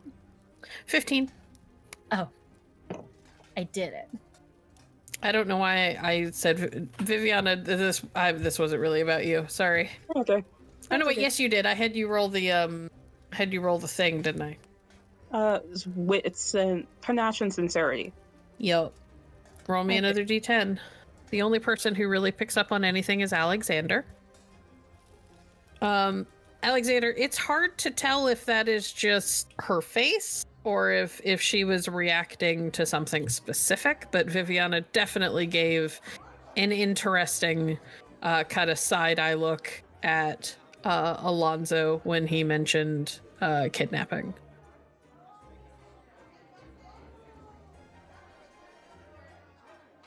Such exciting people I'm meeting. Herr von Graf, I don't want to get you in any trouble. I understand you are recently betrothed. Yes, that is correct. Quite recently. So how much of a complication to your life would it be if you showed up at a party with, say, Signorina Lombardi on your arm? I'm afraid I do not know the young woman particularly well as of yet, but I fear that could, yes, prove to be quite complicated. Mm. However, based on my interactions with her, I think she might be amenable to this endeavor of trying to reunite two young lovers. However, it might be difficult to explain. Oh, then perhaps you might introduce Signorina de Traviata to your betrothed and explain you are on a quest to aid a romance. I agree. I believe that would be for the best. Just as a reminder to Heinrich, you also have the advantage of your future uncle-in-law being a close contact of yours now. Yeah, it's Raoul. Yes, and as far as you are aware, he is single. So even if you couldn't bring her, you might know somebody who could. This is very true. Perhaps I know another person who could perhaps accompany one of the young ladies. Brilliant. If you were, I believe you met Raoul, my fiance's uncle at the party as well. He perhaps would be invited to attend with us as well. I think that will sort most things. I wonder, Senor Hernandez, if you have the, shall we say, the proper licensing to carry that very fine sword at your hip. Alonzo pulls the catch of his cape and hangs it over the back of his chair to show badge of Sword Guild membership.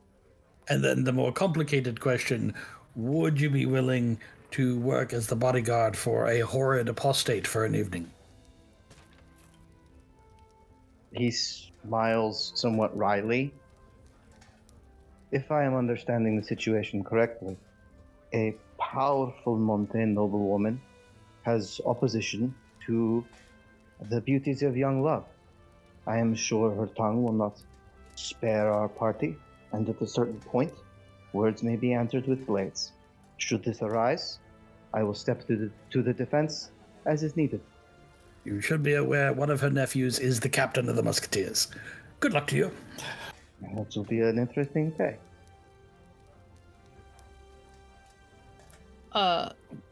Alexander? Yes? Would you like to make a politics roll to figure out what you know about the Grand Dame herself, beyond her nickname? You betcha. Yeah, let's do reputation. that. Wits and politics, please. You got it. I want to. Can I make a roll? Yeah. Anybody who has politics is welcome to make a wits and politics. Well, I can't do that. Target number? 20. I will take 2 raises and get ready to spend some more drama dice. Okay. I have a silly question. What is your silly question? If I take more raises and then fail, I just don't know stuff, right? Yep, Or have some erroneous information? correct. Cool. I'm going to take 3 raises and see what the dice say. Okay. You know They shit. say no. Some Montaigne noble person. Yeah, you know the Probably a name. woman? You know the last name. It's a noble family. That's what you've got.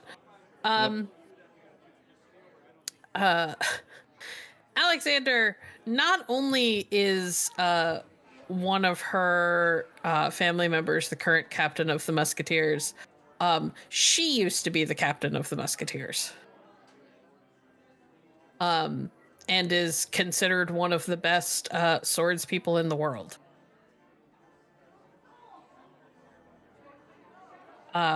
Notorious, she's, well, I don't want to say notorious. She is well known for how loyal to the Emperor she is.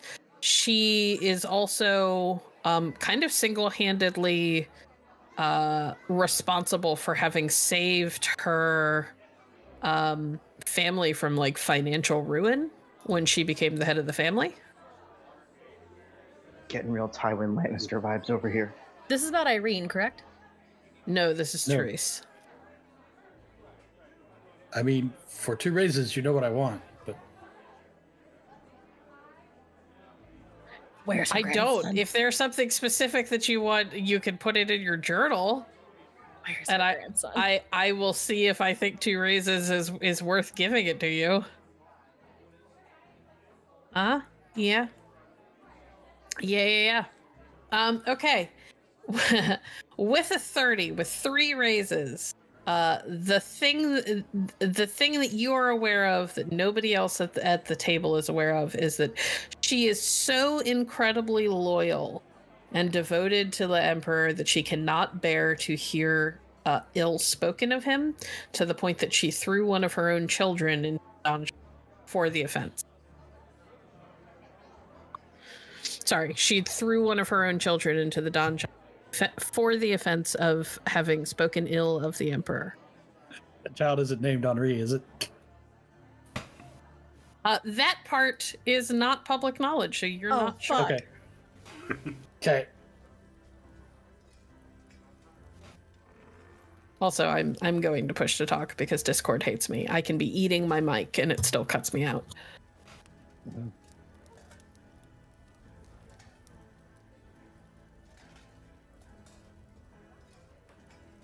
Perhaps the move then is not for me to wait for an insult and respond. Hold on. We don't know that Alexander has told people. But I'm Right. Okay. Well, what I'm thinking is that I would employ you as my bodyguard for, say, the week. And then you would be authorized to go wherever I go. If you feel you can pull yourself away from the leatherworking industry. My patrons have been extremely kind and generous to me. I do not relish the thought of leaving them unprotected. Perhaps we can discuss price.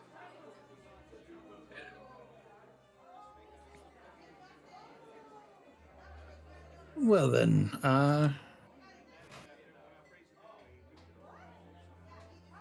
do your patrons require your presence after business hours?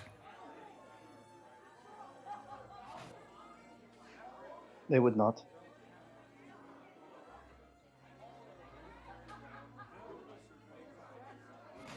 So I would be... Indeed. If these events are to be held in the evening, I'm certain I could be present on your behalf. Or the behalf of any who need it. I think you'll discover that most of the Montaigne nobility is just now waking up. Indeed. A life of luxury leads to such things. So I hear. Dottore, why are you concerned?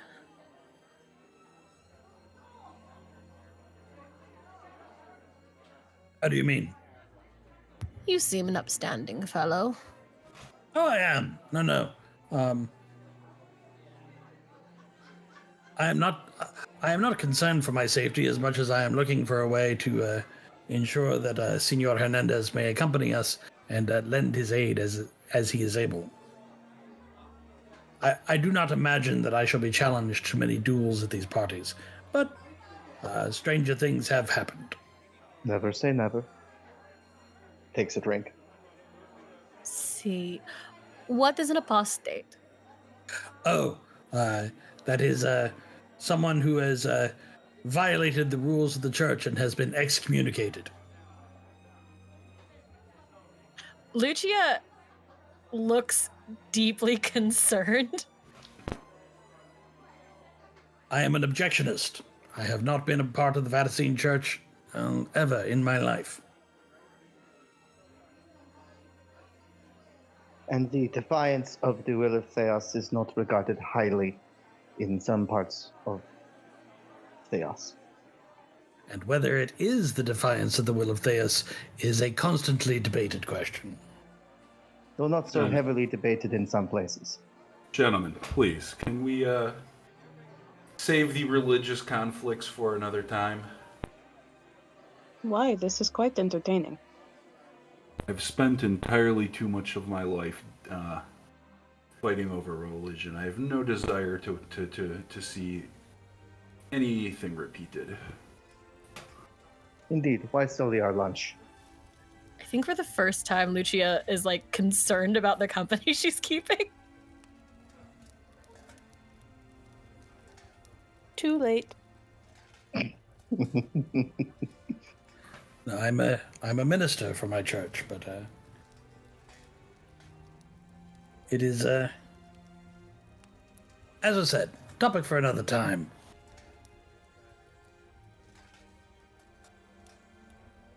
They're called them churches.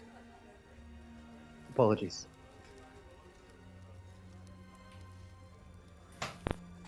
Now, I'm sure we can all get along just fine. So, the party then. The party indeed. A party indeed, yes. It sounds splendid. Like a night of intrigue.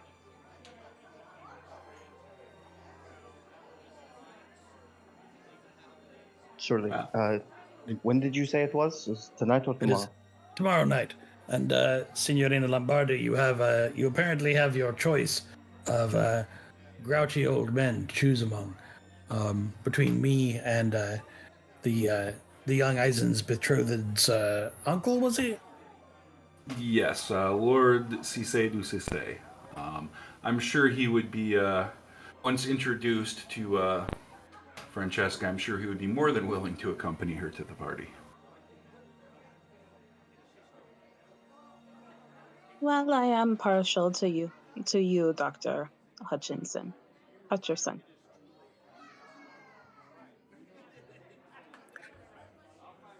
My dear, flattery will get you everywhere. Exactly, that's why I'm doing it.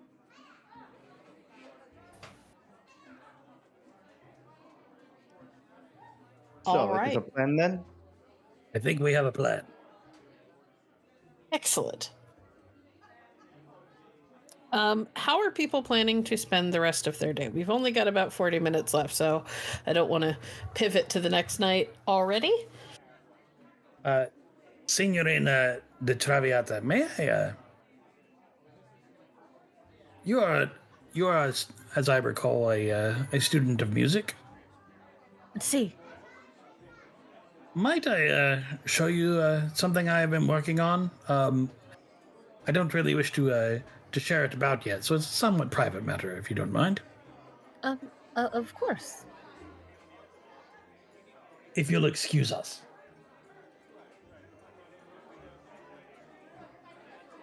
Yeah, I will,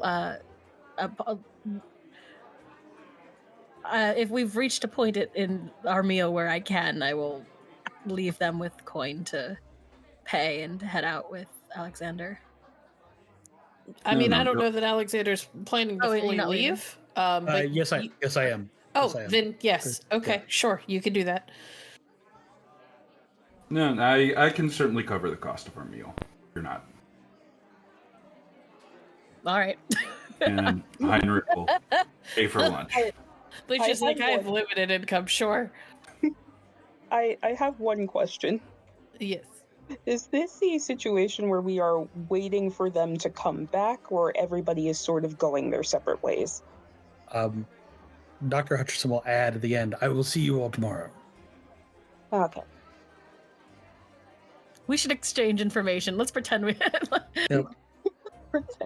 Sorry.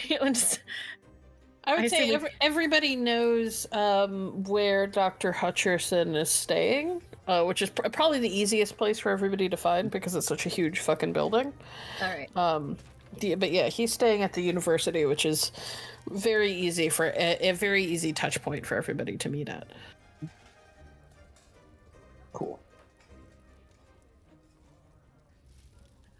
While those two are going off and doing their own thing, what are the rest of you doing?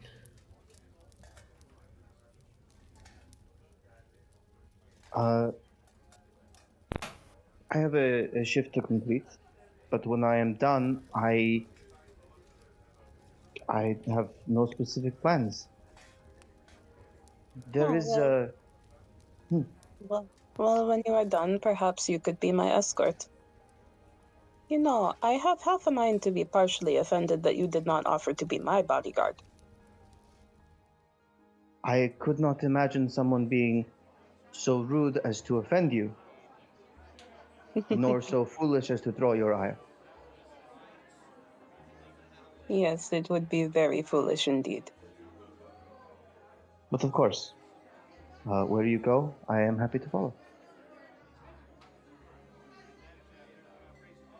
And of you, sir? It appears that I am going to go speak to one of my future in-laws about attending a party. Indeed.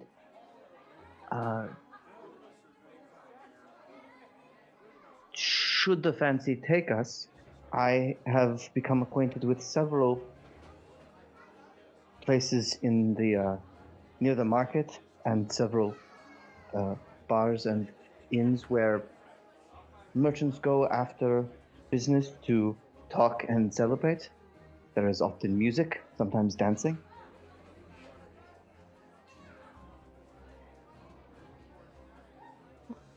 Well,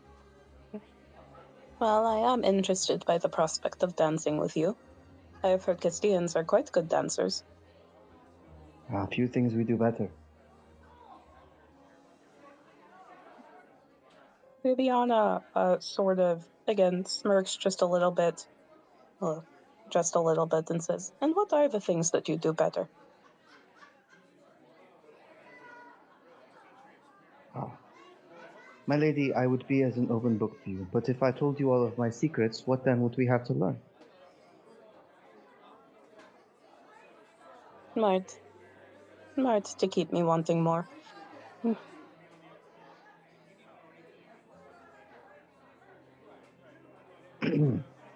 Alonzo is aroused and a little bit afraid. as is typical for anyone getting involved with a Vidachan woman. Okay. We're gonna pivot over to Alexander and Lucia. Are you headed back to the university? Yeah. Okay. I gotta take her probably. There's a big party atmosphere outside, so I have a feeling there's almost no one in the library. Yeah, not really. When you guys get there, the university in general seems almost empty. There might be people here, but it seems like they are all probably sequestered into private rooms if they are still around. If they are around, this is one of those rare, really big events that could drag even academics out of their holes. So, and so he will take her into a couple of rows of books, take a look around to see if anybody's followed them or anybody's peeping. nope, not that you can see. I didn't want to mention it in front of the others. Mention what? I had a question for you. The correspondence between you and Henri. Have you shown it to anyone else? You and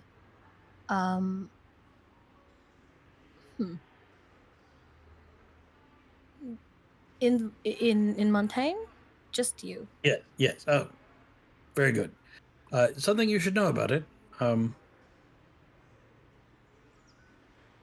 He does call you by name. Oh. Yes. Oh. Yes. Maron.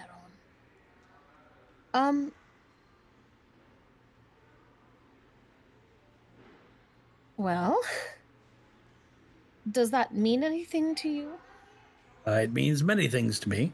None of which will deter me in my stated intentions. It is just occurring to Lucia. She is alone in the library with a person she has met maybe a week ago. Alexander. Yes. Roll me wits and politics, please. You bet. Don't fail. Target number? 20. I will take 2 races. Going for the 30 again? Yep. Oh boy. I got 2 drama dice left, burning a hole in my pocket. I gotta Tell us hurry. the I gotta plot, hurry Michi. and I gotta hurry and open the Vidace book. So that's a Jesus, hit a 33 and you'd still have to roll another d10. so it's a the answer to life, the universe, and everything. Jesus Christ. Theus wants Lucia to get with this guy. Theus wants Alexander to know all things. Is Yeah. What this is. He's like, those stars, your perspective, actually.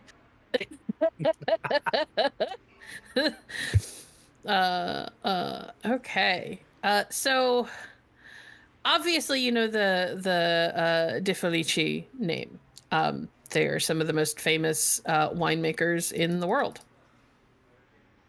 And if she's from that particular family, this could get very complicated. Yep. I'm looking through.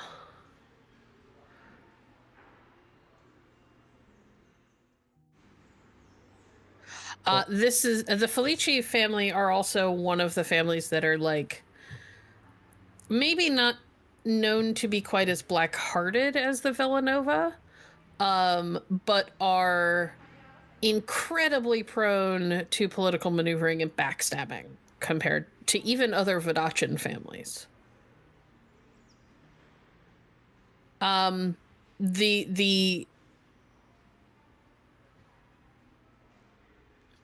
trying to think of the best way to put this. The family has a pretty unshakable bond to one another. They're incredibly loyal to the family.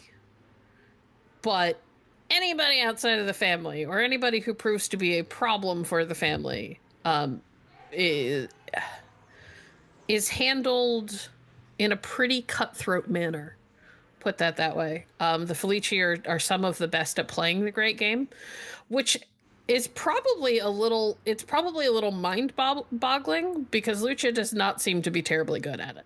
Well, that was going to be the other question I would ask if I could get with the raise, because there's only a particular class of women, especially noble women in Vodachi, who are not allowed to learn to read. Yeah, no, I was getting there. Yeah, okay. What is probably the most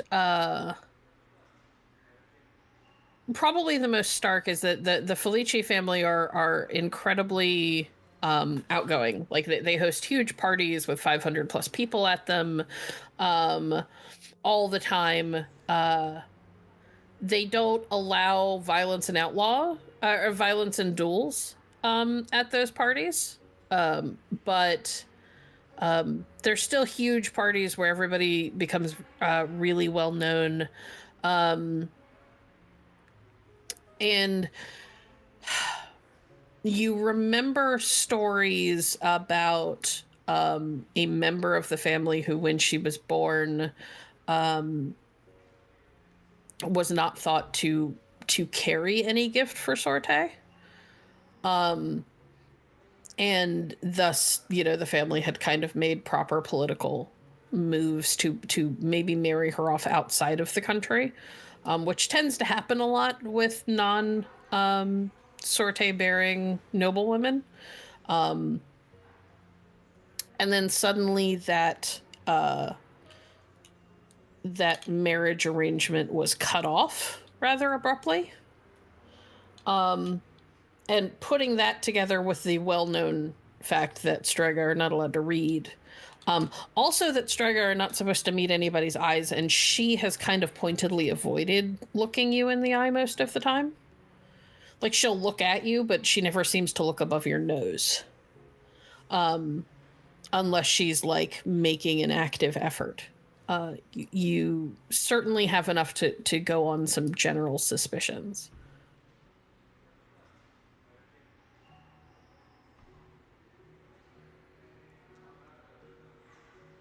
Signorina, your secret is safe with me. But I don't know if I'd show those letters to anyone else. I have found that I am farther away from any. It is.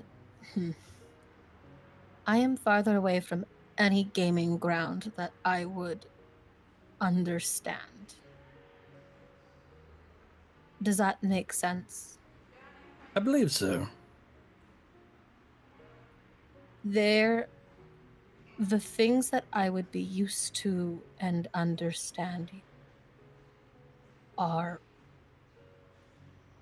months away from here. It means a lot that you would keep that.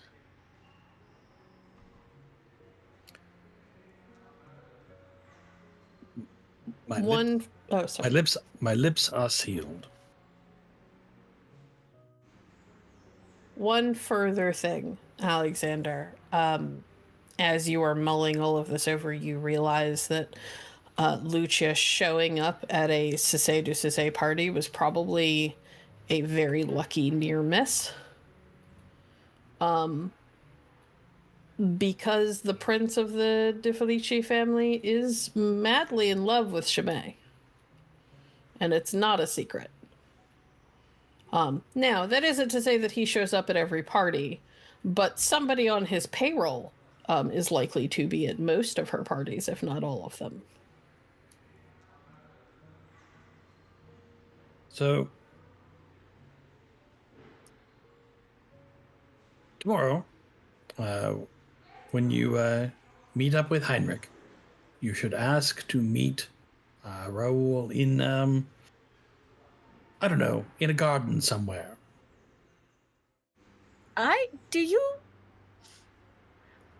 Momento. I thought we were clear. I am not a courtesan. You understand that, right? No. Allow me to explain. Heinrich is betrothed to a member of the Cisse du Cisse family, the head of which is Lady Jamais. Lady Jamais has a very famous and rather ardent suitor. Perhaps you've heard of him. He titles himself Prince Felici. Oh. Lucia, you suddenly realize that the wine served at that party where you met Alexander tasted really familiar. So I would avoid social affairs that he or his family arranges. But the one we're going to tomorrow is managed by neither of those, so we should be fine, I hope.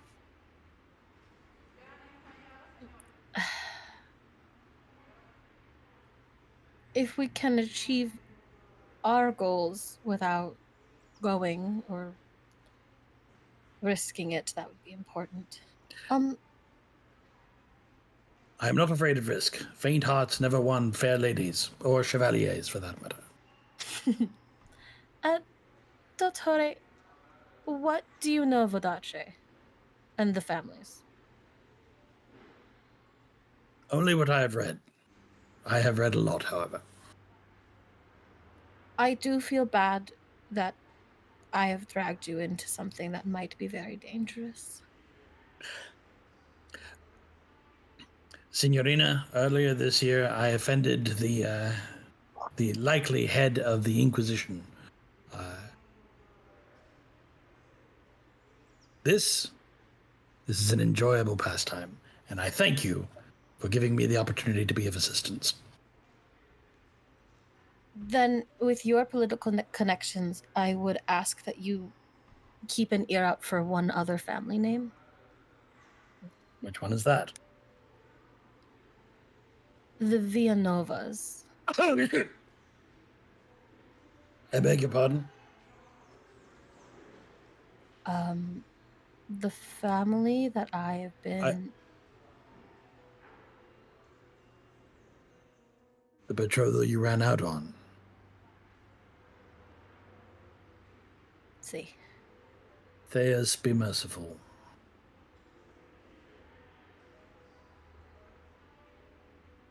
I see. Well,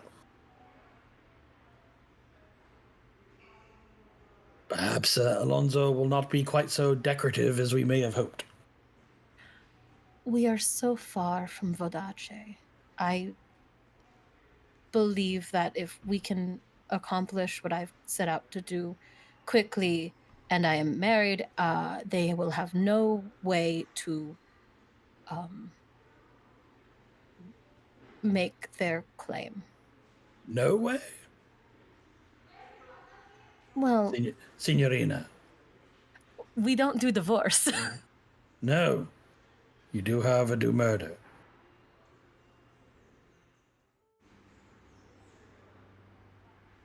Well, the hope is that I'm not valuable enough to give up.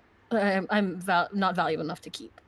The fact that you have not met my eyes would seem to indicate otherwise, but hope springs eternal. Well, thank you for being so understanding.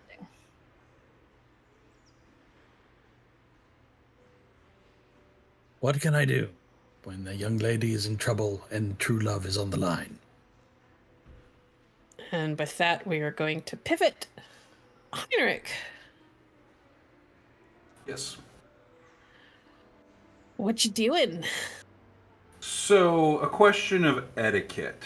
Would it be more appropriate to send these invitations by letter? Would it be rude if I showed up at the house? Which invitations? So to Raoul, and then if I'm also going to the party, my plan was to invite my fiance also.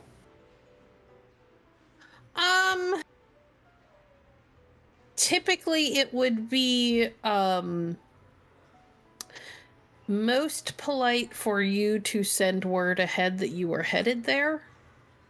However, with it being a holiday, it would probably be pretty easily forgiven for you to go directly there from lunch, and to invite them along the next night.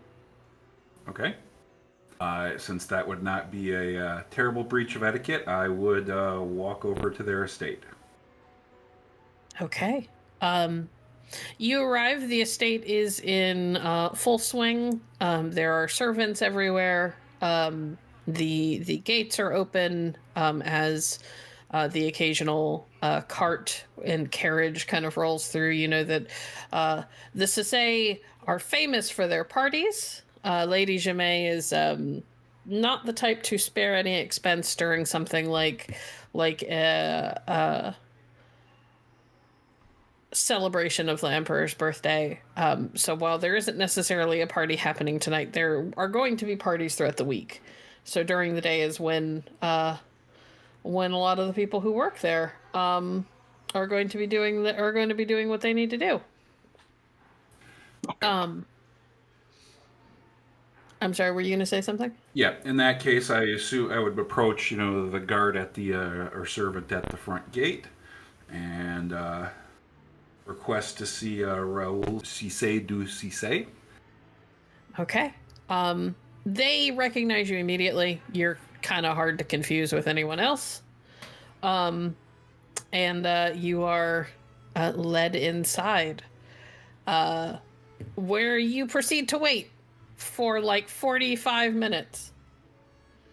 You were informed that your fiance is currently out at a fitting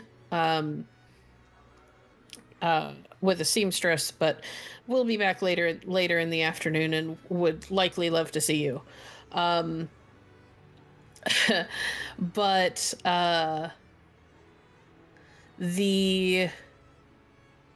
after about 45 minutes to an hour, Raoul comes down, looking, the look on his face is familiar to you as a soldier. He is clearly a little hungover, and already has a glass of wine in his hand. He's dressed, but kind of in that way that servants like tossed clothes on him, and he just sort of like stood there and accepted it. His hair is a little tousled, but he looks tired but casual. Raoul, my friend. Bonjour, good morning. What time is it? Oh, perhaps 3 in the afternoon. Good days, man. Why would you wake me up? My sincere apologies, but I found myself dragged into a bit of foolishness, and I'm afraid that I must impose on you for a small favor. Go on. Well, I fear that I have been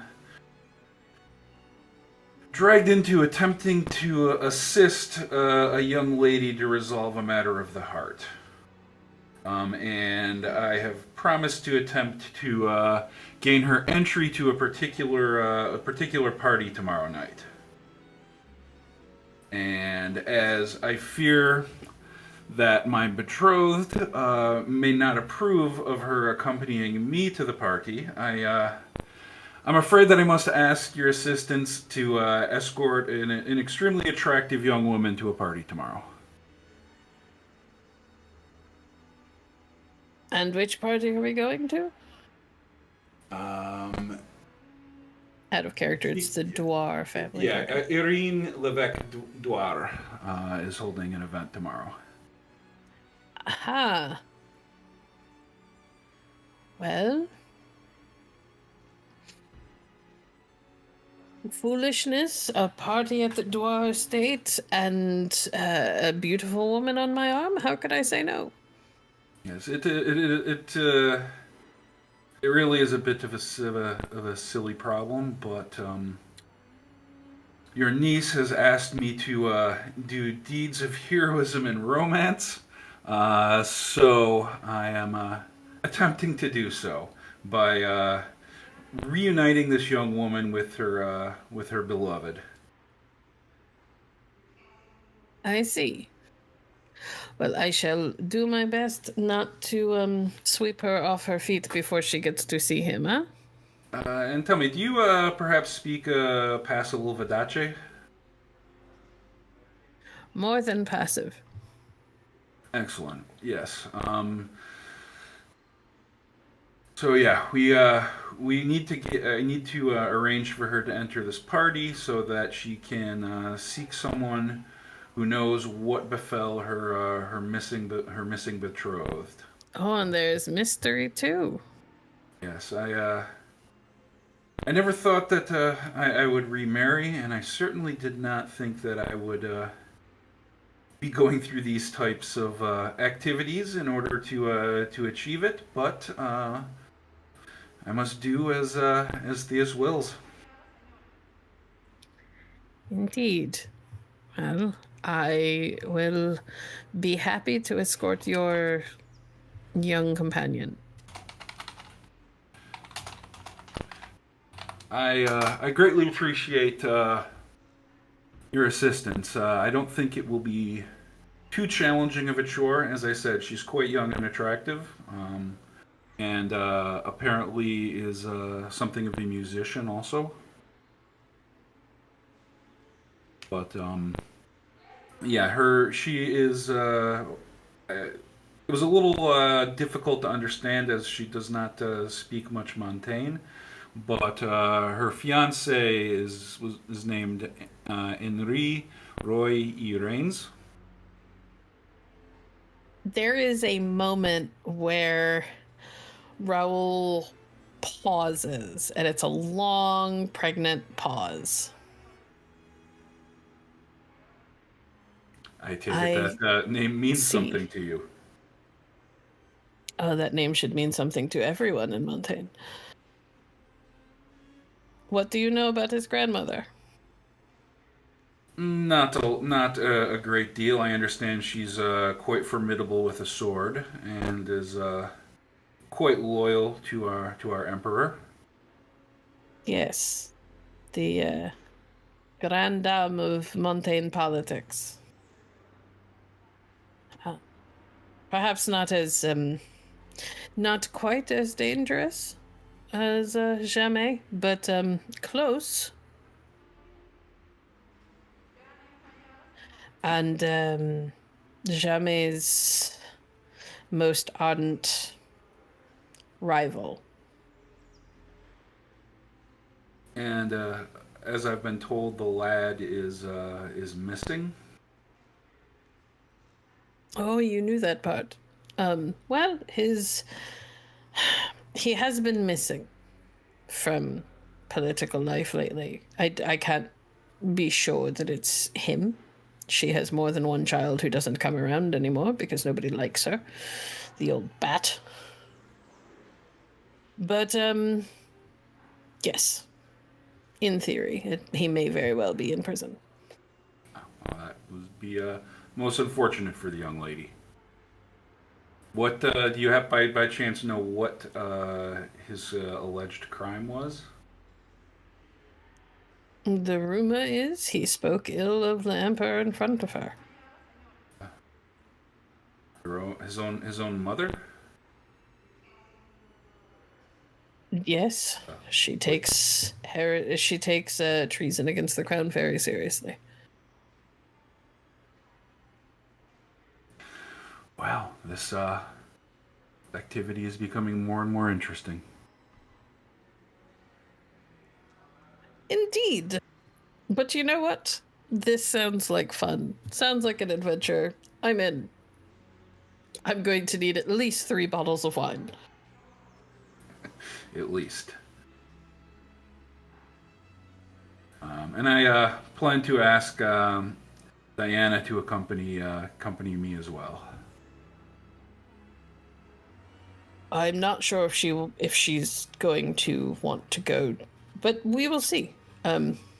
I don't know what her mother has in mind for her.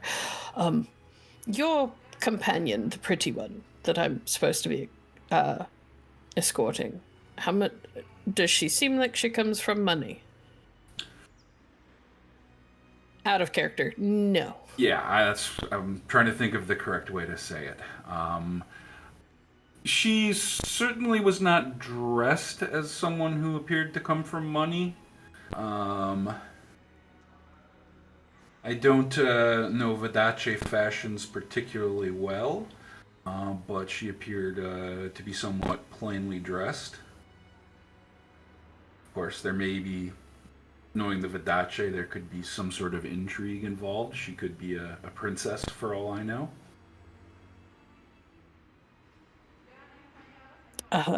He snaps his fingers, at which point a young man in livery comes in, and he leans over and whispers to the young man, who nods and runs off. And after a few minutes, while you are talking about potential intrigue going on, the young man kind of hurries back in with a small but heavy pouch that jingles when Raoul hands it to you. She needs to get decent clothing. Tell her to make it, and he thinks about it, red. She needs to, if she's going to be on my arm, she ought to stand out.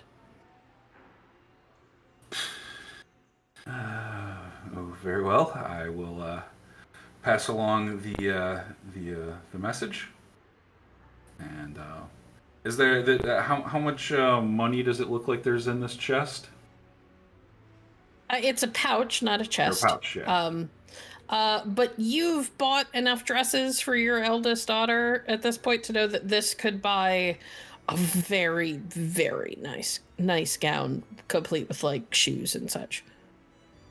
If she goes over on the cost, tell them to put it. Tell her to have them put it on the Cissé du Cissé tab. I'll cover whatever that doesn't cover.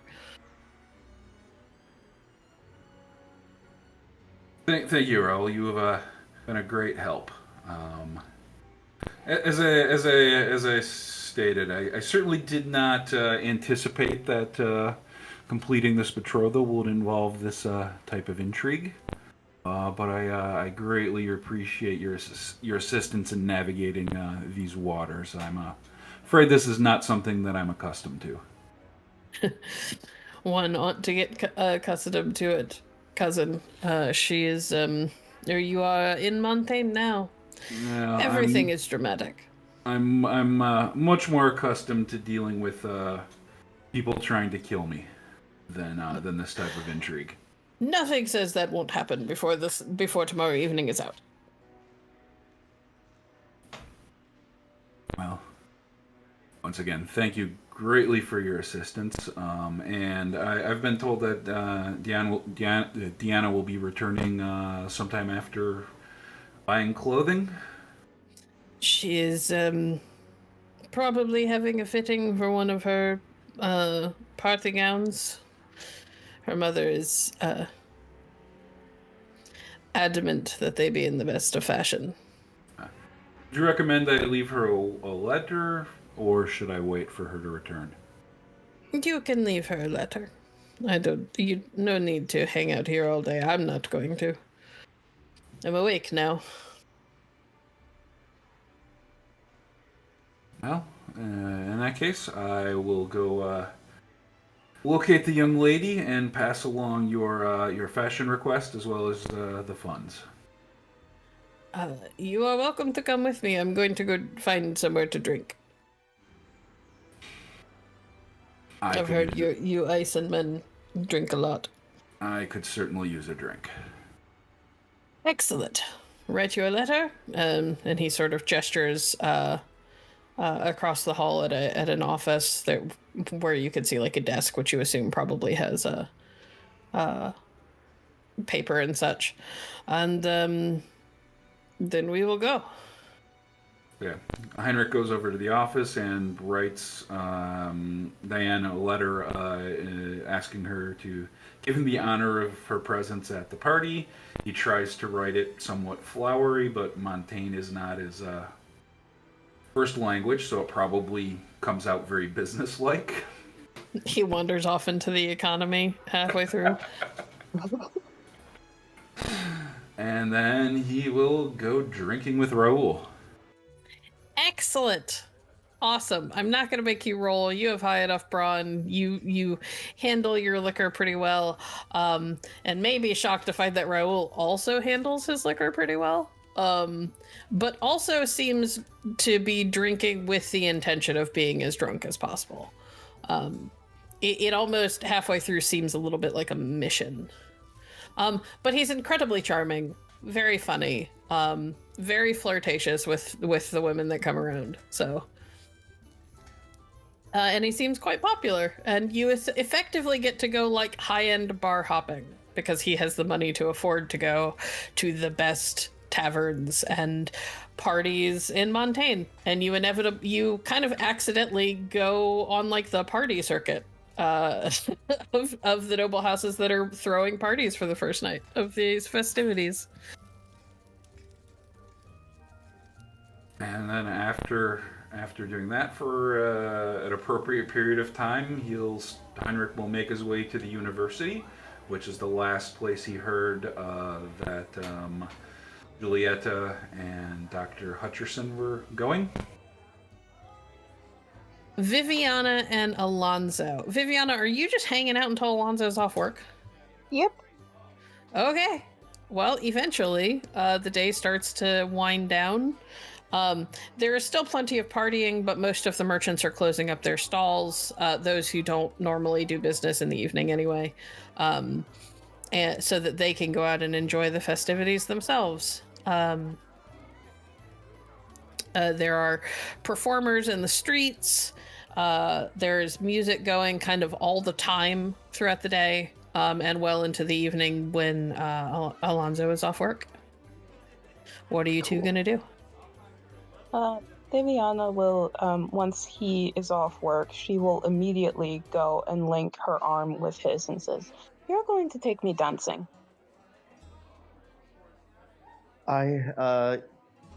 Certainly. I looks over at the archery stall that's closing up. They'll be here tomorrow. And, yeah, let's go to one of the places that gets a little... Ooh. Let's go to one of the places that my buddies who hooked me up with the invite go, so we can hang out with some friends. And I think over the course of the last week, hanging out, getting to know people, partying, Alonzo has found himself a guitar and is going to get the party started before jumping in. All right. Well, I mean, the primary place that your friends drink is the tavern and inn where you are staying. But with it being the heart of a celebration, it is even more wild than typical. So make me a panache and music guitar check, please. I will say that Viviana is absolutely going to join in and start singing in Castilian. Okay, then you can also make me a panache and singing roll. Viviana gets a 26, so meets 2 raises. All right, go ahead, Alonzo. And 26 and a 25. Yeah, you two are fantastic. You may kind of accidentally put the performers who were already there to shame for a little while, where they just kind of go a little bit quiet and watch. They might occasionally... I jump up with them. I'm like, hey, what about this one and then this one? Yeah? Do you mind if we... Cool. They might occasionally come in to with backup, but they don't. They're nowhere near as good as you are. So they very quickly become overshadowed by y'all's performance. Now I will allow you both to roll panache and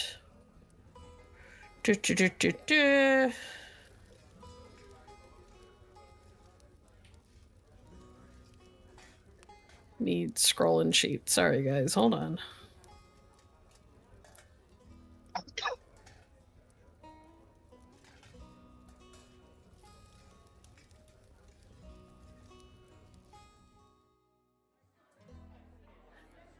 You can either go panache and socializing or panache and etiquette. If you have pretty dice, you get them, and you each get a free raise for having fantastic performances. I'll take another raise.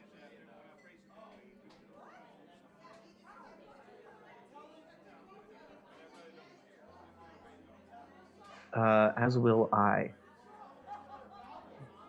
You know what? You said it was 15? Yep. I'll take 2. And then I'm going to start spending dice.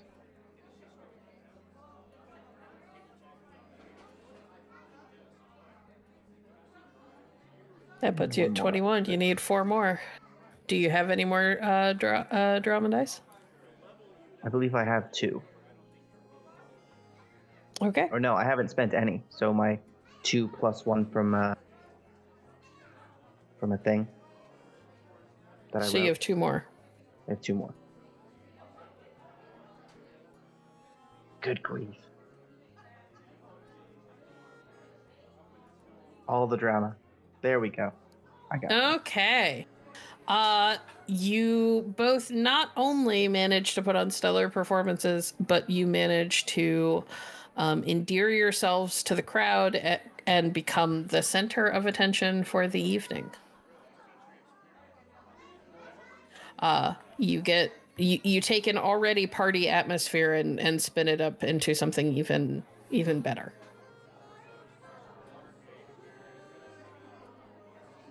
Hell yeah. Hell yeah. And unless there is anything else anybody wants to do before the night is over, I think that's where we're going to call it. Yeah, I definitely think we've progressed to dancing on tables. At a certain point, like everybody's running in a circle, clapping, and just like having a great time, spilling into the streets. Excellent. Yeah. Is there anything else anybody else wants to do? Thank you for listening to Opus de Requiem, a 7th C First Edition actual play by Hollowhaven Studios. Storytelling for this actual play is provided by Bloodied Porcelain. Alexander Hutchison is played by Bookkeeper. Lucia De Felici is played by Clara Allison. Heinrich von Groth is played by Typhoon. Alonso Hernandez is played by Overthinker. Viviana Lucani is played by Glamour. Our intro music is by Semo. Our art is by Daryl Arazak, who can be found at artstation.com/Daryl Arazak. Our editing is by Virens.